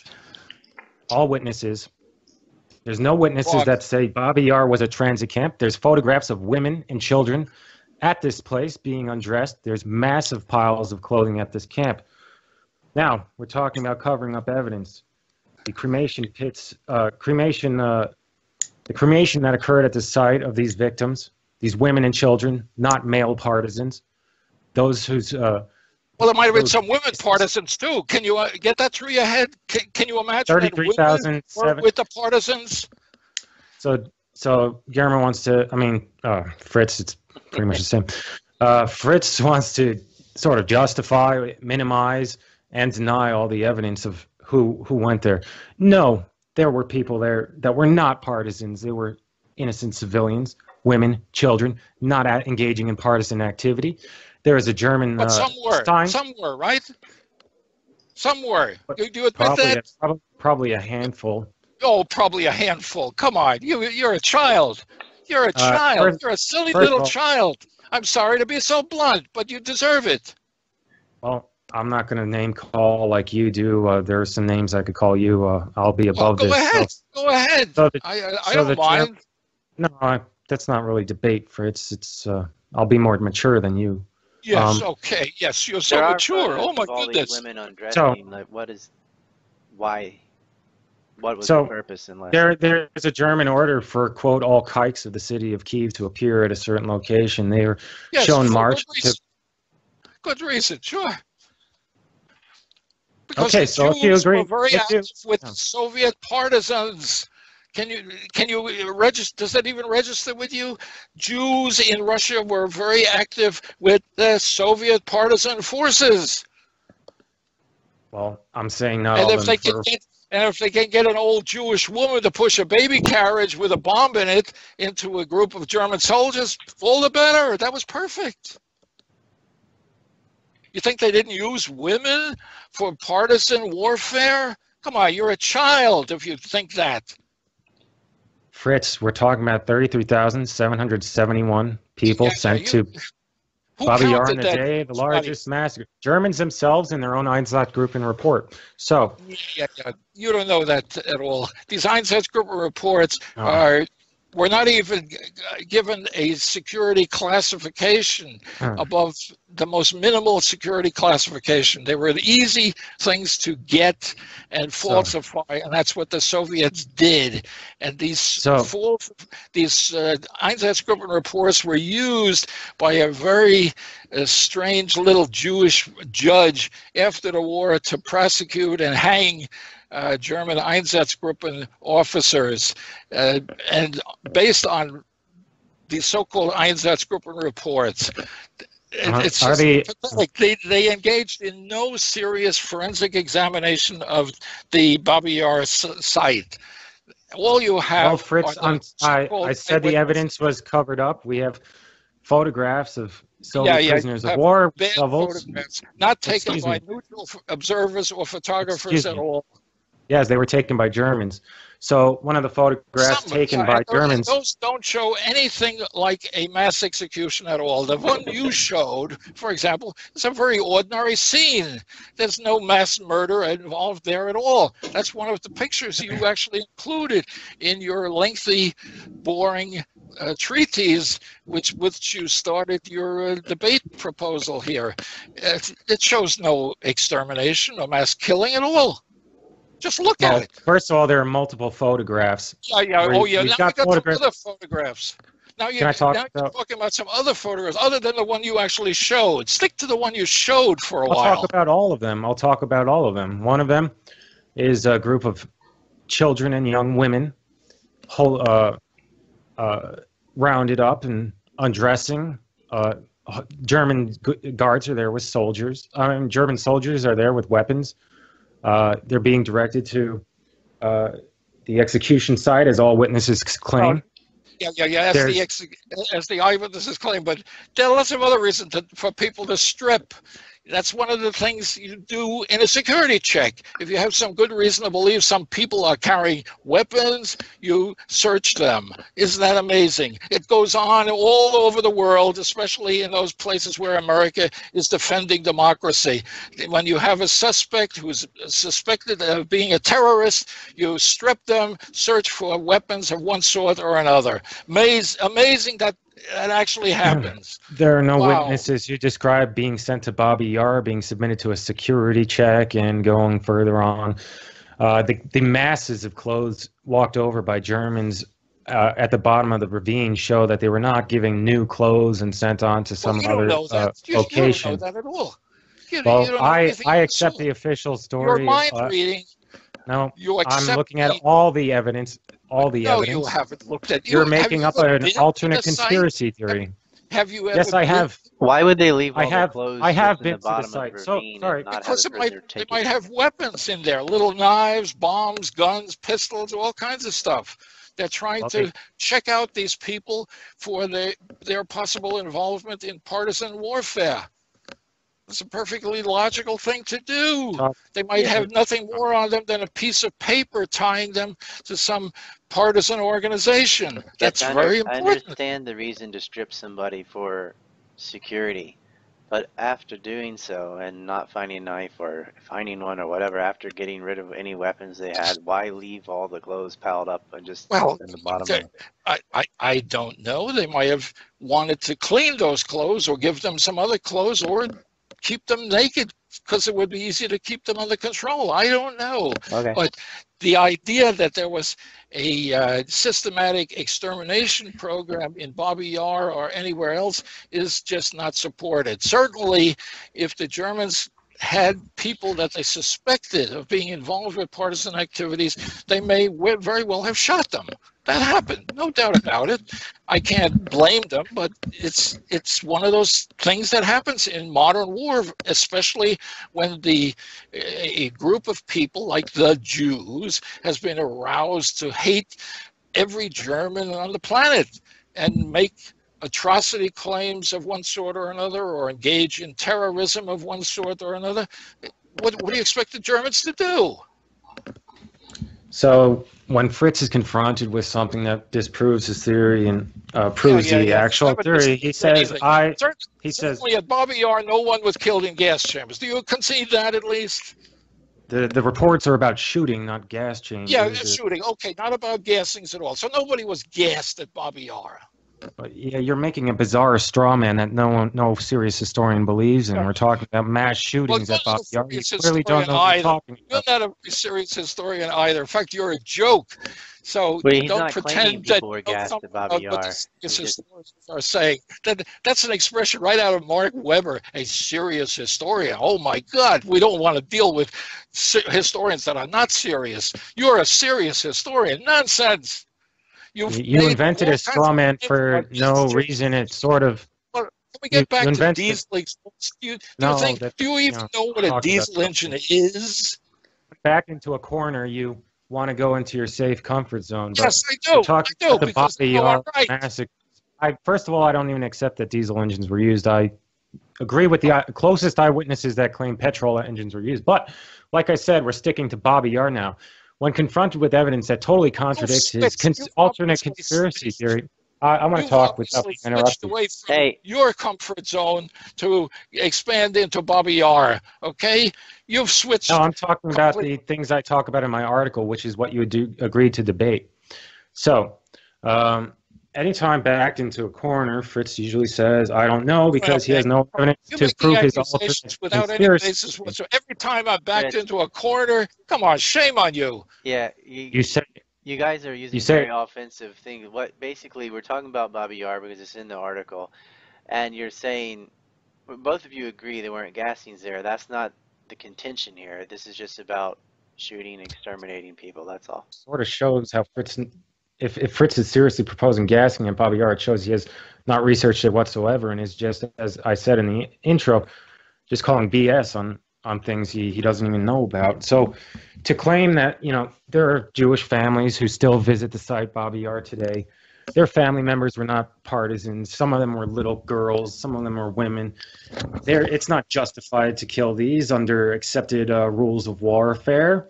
And well, you don't know that either. You don't know that either. If you want to justify killing Jews, just say it, Fritz. If you want to justify killing women and children, just say it. But to deny that these things happened when all the evidence points to it is... all the evidence. You're lying. You're lying again. You don't know all the evidence. In fact, there was never any serious forensic examination of the Bobby Yar site. Come on, that would be the kind of evidence that would mean something. But you haven't done that, neither has anyone else. So when you say all the evidence, you are lying.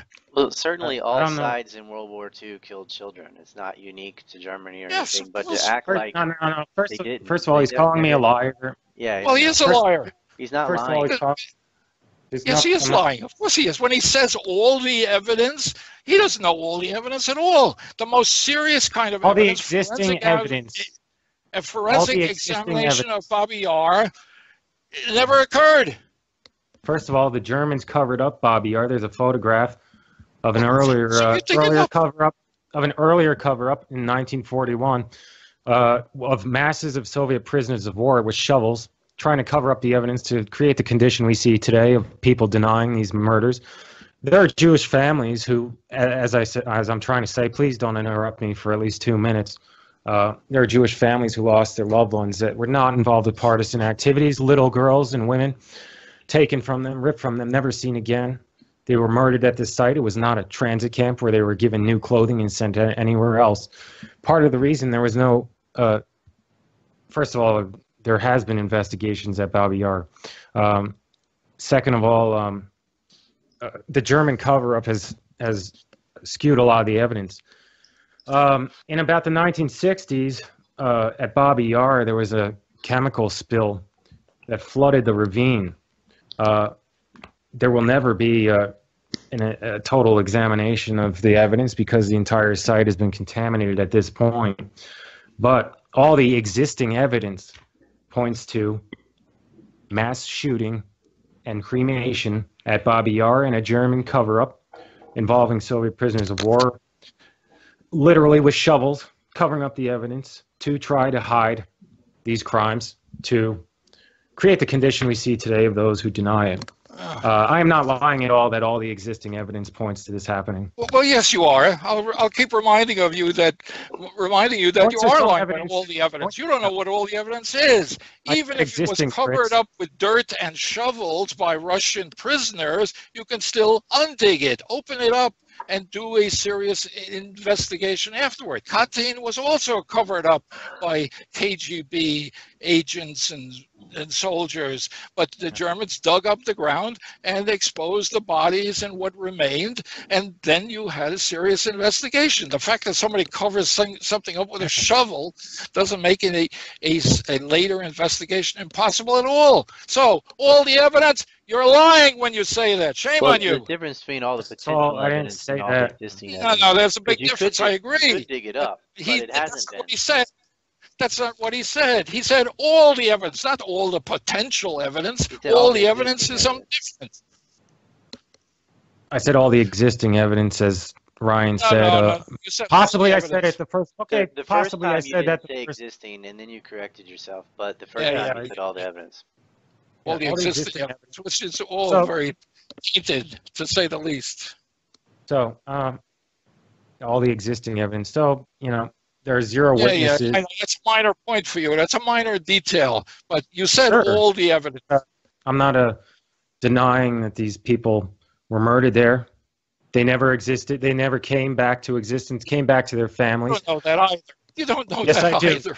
Yes, I do. I'm aware of. No, you don't. No, you yes. don't. So You Yes. don't know anything of the sort. you're talking Oh, yeah, about 300,000 people. No, sorry, 30,000, 33,771. Yeah, okay, that's what I was going to get to. Still, that's a lot of people, and if Well, that many it's people a can big be number, shot but there, it's not the only number. There is an Einsatzgruppen report which gives a much smaller number. And in fact, Mark Webber found this years ago, and he ignored that. He embraced the bigger number. Ask him why. Okay, anyway, so about the numbers. This debate is going around in circles. I have to agree with Garamar. Garamar warned me about trying to have a debate with Eric. And I actually criticized Garamar for not agreeing to debate. I wrote a kind of a flowery essay about the importance of debate, which I think is enormously important.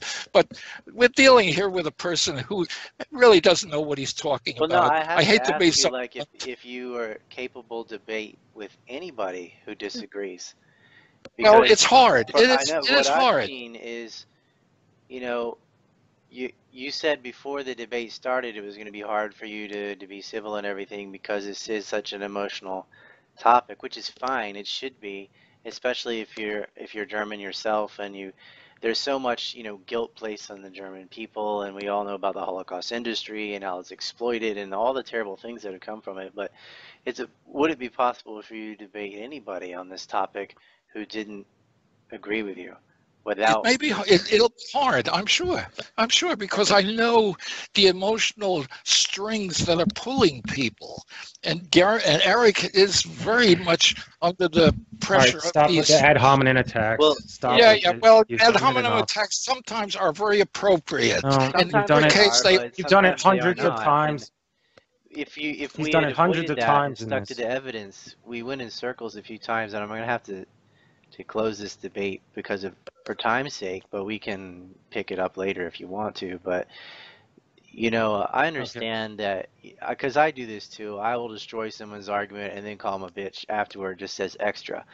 But there wasn't much. This was like a point would be made, and then sometimes it'd be a little back and forth, and then this topic is so big that it would jump to another area, another question. Oh, let's talk Anne Frank. Oh, let's talk about Diesel. Let's talk about that. And this is maybe my fault too, but this is hard to moderate also. But the main questions in the article, what we're trying to address, and it's kind of splitting hairs. Like, were they shot, or were they gassed, or did they die of disease? Like, we all agree lots of people died and were killed. We're just talking. So maybe Fritz can give his closing statement, closing argument. I could give mine, and you can have yours. Say, Ryan. Sure. Would that be okay? If you want to argue about well, that's it later, okay. Let Eric. For me, it's 2:30 in the morning, so just saying. I gotta go. Let Eric his closing statement first, and hopefully we'll have enough time for me to make a closing statement afterward. I'm not. You can both make your closing statements. I'm not going to bed or anything. I'm going to edit it and put it up. But okay. Well, Yeah. Eric, would you like to go first? Yeah, I want to be uninterrupted, please. I'll be about Fritz and 4 or 5 minutes. I just want to get into some of the things he said and repeat what I said in my introduction, because I believe I succeeded in what I said in my introduction I would do in this debate. So let's talk about Garamar Rudolph. Garamar Rudolph desperately tried to have Fritz avoid this debate, supposedly because I was going to act in the way we've seen Fritz act in this debate, constant ad hominem attacks, names. You can count over 100 of these insults Fritz has thrown around, despite me sticking to the evidence and the logic.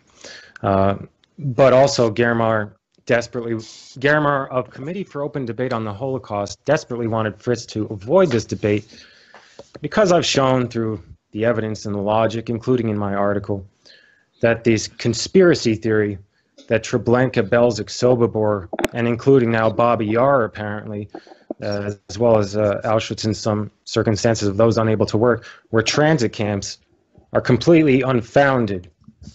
Fritz cannot name these people transited, not even one, transited through Treblinka, Belzec, and Sobibor to the Russian East. He cannot name one person sent to Babi Yar that was supposedly given new clothing and sent on elsewhere. All the existing evidence, documents, photographs, eyewitness testimony, archaeological investigations, physical evidence, and more demonstrates the mass gassings and shooting of Jews at the sites we focused on today. There are 0 eyewitnesses who worked at the extermination camps in question who deny these mass gassings that had personal, close access to what happened. There are 0 eyewitnesses who claim thousands of Jews were not mass murdered by bullets at Babi Yar. There are 0 eyewitnesses claiming Treblinka, Belzec, and Sobibor were transit camps of the Russian East in accordance with the revisionist or denier transit camp theory. There are only those who weren't there, calling, as Fritz says, bullshit on one aspect or the other. I said this introduction, and he actually did this in the interview twice. He's very predictable. Fritz is also participating in what amounts to a thought experiment, how it should have been done, or could have been done, or how to have built a more efficient gas chamber. Many revisionists are entirely biased. Fritz himself has spoken of the anti-German bias and treatment his family has received in America, especially during and after World War II. I sympathize, and I also want to do everything I can to diffuse this anti-German bias and overblown guilt complex attached to people who had nothing to do with SS mass murders. Unfortunately, due to his German heritage and experience of anti-German bias, Mr. Berg is too biased to look at the evidence impartially and be a fair, level-headed arbiter of the facts. There are several major revisionists of German heritage, including Germar Rudolph, who are entirely biased and unable to accept the reality of what happened. Another major revisionist and close collaborator of Germar Rudolph, of German descent, Friedrich Tobin, denies a plane hit the Pentagon on September 11th. I've repeatedly shown the man photographs of the debris on the lawn of the Pentagon. With clear lettering, it belongs to the same plane which hit the building. There are even DNA tests of the corpses of every victim on the flight, except for a baby. But for some, all the evidence in the world is not enough. Everyone is lying. The evidence is fake, forgeries, etc., etc. There is a peculiar wish to deny all available evidence for an entirely baseless conspiracy theory. It is obvious to me now that if there were a massive gas chamber hoax, the revisionists with these and other totally illogical beliefs would not be the ones to expose it. When confronted with the evidence, revisionists often instead do not answer the claims or the evidence presented. They divert attention to an area they are more familiar with or feel is a better point they can argue, such as a diesel gassing straw man. All known evidence, eyewitnesses, documents, photographs, and archaeological investigations prove that the SS murdered Jews via mass gassings and mass shootings. Fritz Berg is called the SS heroes. He called on this show Auschwitz a picnic and a gay old time. These places were not a gay old time. Auschwitz was not a gay old time. It was a place of mass murder, suffering, and death. I highly doubt those who had their family members ripped from them at Auschwitz, Treblinka, Belzec, Sobibor, and Babi Yar would agree with Fritz Berg's assertion that these were heroes. To be clear, there have been very exaggerated eyewitness testimonies, inflated Soviet death tolls, and others. Some of these exaggerations are perfectly understandable if you realize the enormity of these mass murders which did happen. Through the show we just witnessed, when asked the central questions, Fritz would respond, "I don't know." He would throw out a totally baseless conspiracy theory about those sent to Treblinka and claiming it was a transit camp. He said, "I don't know, don't care," multiple times. Fritz said he is, quote, "not an expert" when confronted with the logic of conducting autopsies on remains of cremated bone fragments and ashes. Fritz claimed that he watches TV shows such as CSI and Crime Investigation. Frankly, this is all that the argument of him and those like him have. Fans of these television programs and others trying to claim that these mass murderers would have, could have, should have done something a more efficient way. But as Roberto Muhlenkamp points out, murderers don't do the most logical, efficient methods of mass murder. What's described as what happened is brutal.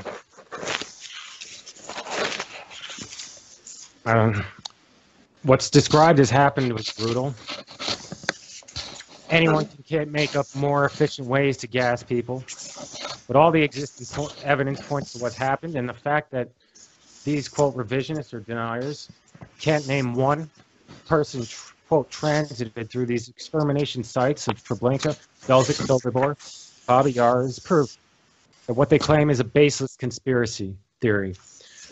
Fritz also came up with the illogical claim that Elie Wiesel was totally worthless to be used for forced labor, yet claim that those selected and segregated as unable to be used for forced labor, such as toddlers and elderly, were used for forced labor and not gassed.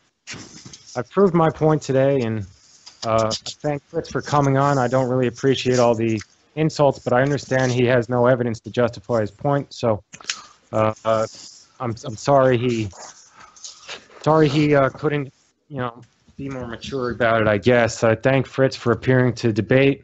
My website is questioningtheholocaust.com.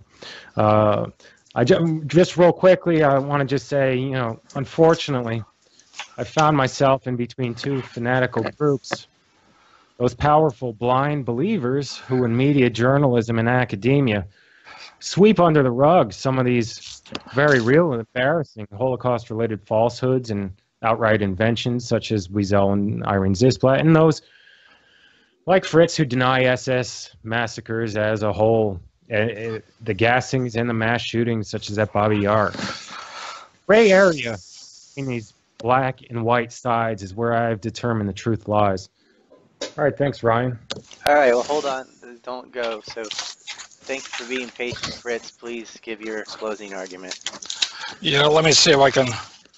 Oh, I got the headphone. All right. Well, there's so much to say, and it's hard to know where to begin. But one of the things Eric has claimed again and again is all the evidence says this or that. Well, that's just wrong. All the evidence is not what Eric is focused on. He's focused on a very small amount of evidence. The evidence which goes against what he's claiming is fairly simple. Autopsies, okay? Where are the autopsies to show that anybody found here or there in Auschwitz or anywhere was killed in a gas chamber? There's none of that. Dr. Charles P. Larson, Dr. Herman Bolker were doctors assigned by the United States War Crimes Branch in Dachau to do autopsies on people that the Army thought would more than likely have been gassed. At Dachau and other camps nearby, 1,000 autopsies were performed by Dr. Charles P. Larson. Dr. Herman Bolker actually went to Hadamar, where people were buried who were supposedly killed in gas chambers also. And both of these doctors found nothing. They found no evidence that even one person was killed with poison gas of any sort. Dr. Charles Larson believed, nonetheless, that there were gassings at Dachau, but he at least had the decency to admit that he could never find any evidence of it. Now, other autopsies were performed, I'm sure, very early on by the British when they got to Bergen-Belsen. And they realized very quickly that nobody had been gassed there. It would have been so nice to have evidence of that, but they just couldn't make it up. They couldn't get some doctor to actually lie for them under oath and say, oh yeah, I found this body here or there of a person who showed a high CO concentration in their liver or whatever. He couldn't get that. So when Eric talks again and again, as he did, about all the evidence, it's just not true. I won't call him a liar at this point, but it's just plain wrong. All the evidence does not show what Eric is claiming at all. And that's so essential. Now, what else can I say? So other evidence, such as the kind of thought experiment that I'm supposedly engaged in when I speculate about how the gas chambers might have worked or not have worked. Well, thought experiments are perfectly reasonable things to engage in this kind of an issue. Eric doesn't like that because a real thought experiment, I think I've done that with my work on diesel gas chamber claims and carbon monoxide claims. If you do real thought experiments, you come up with conclusions that show that these gassing claims are absolutely ridiculous. There is no serious evidence that even one person would have ever gassed to death anywhere. In fact, you don't even have a theory as to how these gas chambers would have worked. Just these vague claims about a diesel engine running for half an hour or something like that. That doesn't have any real credibility. How did you get the diesel engine to produce carbon monoxide? He doesn't bother explaining that. He knows perfectly well that on that sort of a subject, which is in my comfort area, he loses. And all of these guys lose when they are forced, for one reason or another, to actually look at the serious issues about alleged mass gassings. My contention has always been Nazi mass gassings never happened. And I'm still alive. God hasn't struck me dead yet. Okay? Now, what is Holocaust propaganda? This is racist filth. That's all it is. It is racist filth, just like the Jews have been passing around about everybody. If you want to see what mass murder is really all about, go to the Old Testament. If you're any kind of a religious Christian or whatever, read the Old Testament. Read about the mass extermination at Jericho, for example, where the Hebrews killed not only all the citizens of Jericho, but the cats and dogs and animals, every living thing which breatheth. The kind of racist hatred that the Jews were overwhelmed by and which drove them showed itself already long before the war. I have a booklet here somewhere written by Johannes Steele that Scott Smith just found and gave me. I don't know where it is right now, but it shows the most vile kinds of hate and atrocity propaganda imaginable. This is the stock in trade of the Jewish Zionist establishment going back long before World War II, and it's filth just like it was at that time. And that's what Eric Hunt has been spouting here. This is racist filth against the German people, against the SS, against the Nazis, against perfectly decent, wonderful people like Dr. Joseph Mengele. He was as fine a doctor as anyone could ever hope to have in anywhere. He was a decent man who actually came down with typhus himself while he was at Auschwitz, and yet he survived and helped people wherever he could, I'm sure, to stay alive. That's what it was all about. Nobody died in gas chambers. The Germans used real gas chambers to keep people alive and used advanced technology that they had actually developed before World War II. And none of that advanced technology is indicated anywhere in the so-called Zyklon B gas chambers at Auschwitz. Anyway, I think I've said about enough here, but I'll say one thing on behalf of Guillermo Rudolph. They did not desperately want me to not debate. Guillermo warned me about trying to have a debate with Eric, and I'm sorry to say that his warning was entirely appropriate, but they didn't try to stop me from the debate, and the people at Kodo did not try to stop the debate either. They didn't lend themselves to making it any easier, but Eric's contention that they desperately wanted to stop me from debate is just not true. Anyway, I hope we can have some more debates in the future, but at this point it's clear that Eric just doesn't know what he's talking about. He hasn't really grown up. I have no doubt that his reasons for having this discussion has everything to do with some sort of mental breakdown. I'm not a psychiatrist, but that is what's going on here. Maybe Eric is trying to get himself a job with the IHR, where that other great backslider, Mark Webber, has apparently gained some money. Maybe he can give Eric a job. I don't know. I don't care. They're both despicable creatures. And the pamphlet that I just got from Scott Smith today is typical of the racist atrocity propaganda that Jews were cranking out before the war even started. This one was actually from 1943. It'll be posted eventually on the Roto discussion forum for everyone to look at it in all of its filth. It's entitled Nazi Atrocities, The Punishment by Johannes Steele, edited by Joe Weil. And it has lots of nice pictures, which people like Eric will love, I'm sure. The Czechs getting murdered at Lidice and places like that. Well, the war was a terrible war. The real mass murders were the Jews themselves. They were pushing for the kind of bombing that America engaged in Germany and on the territory of German-occupied Europe. They're the ones who should be ashamed of themselves.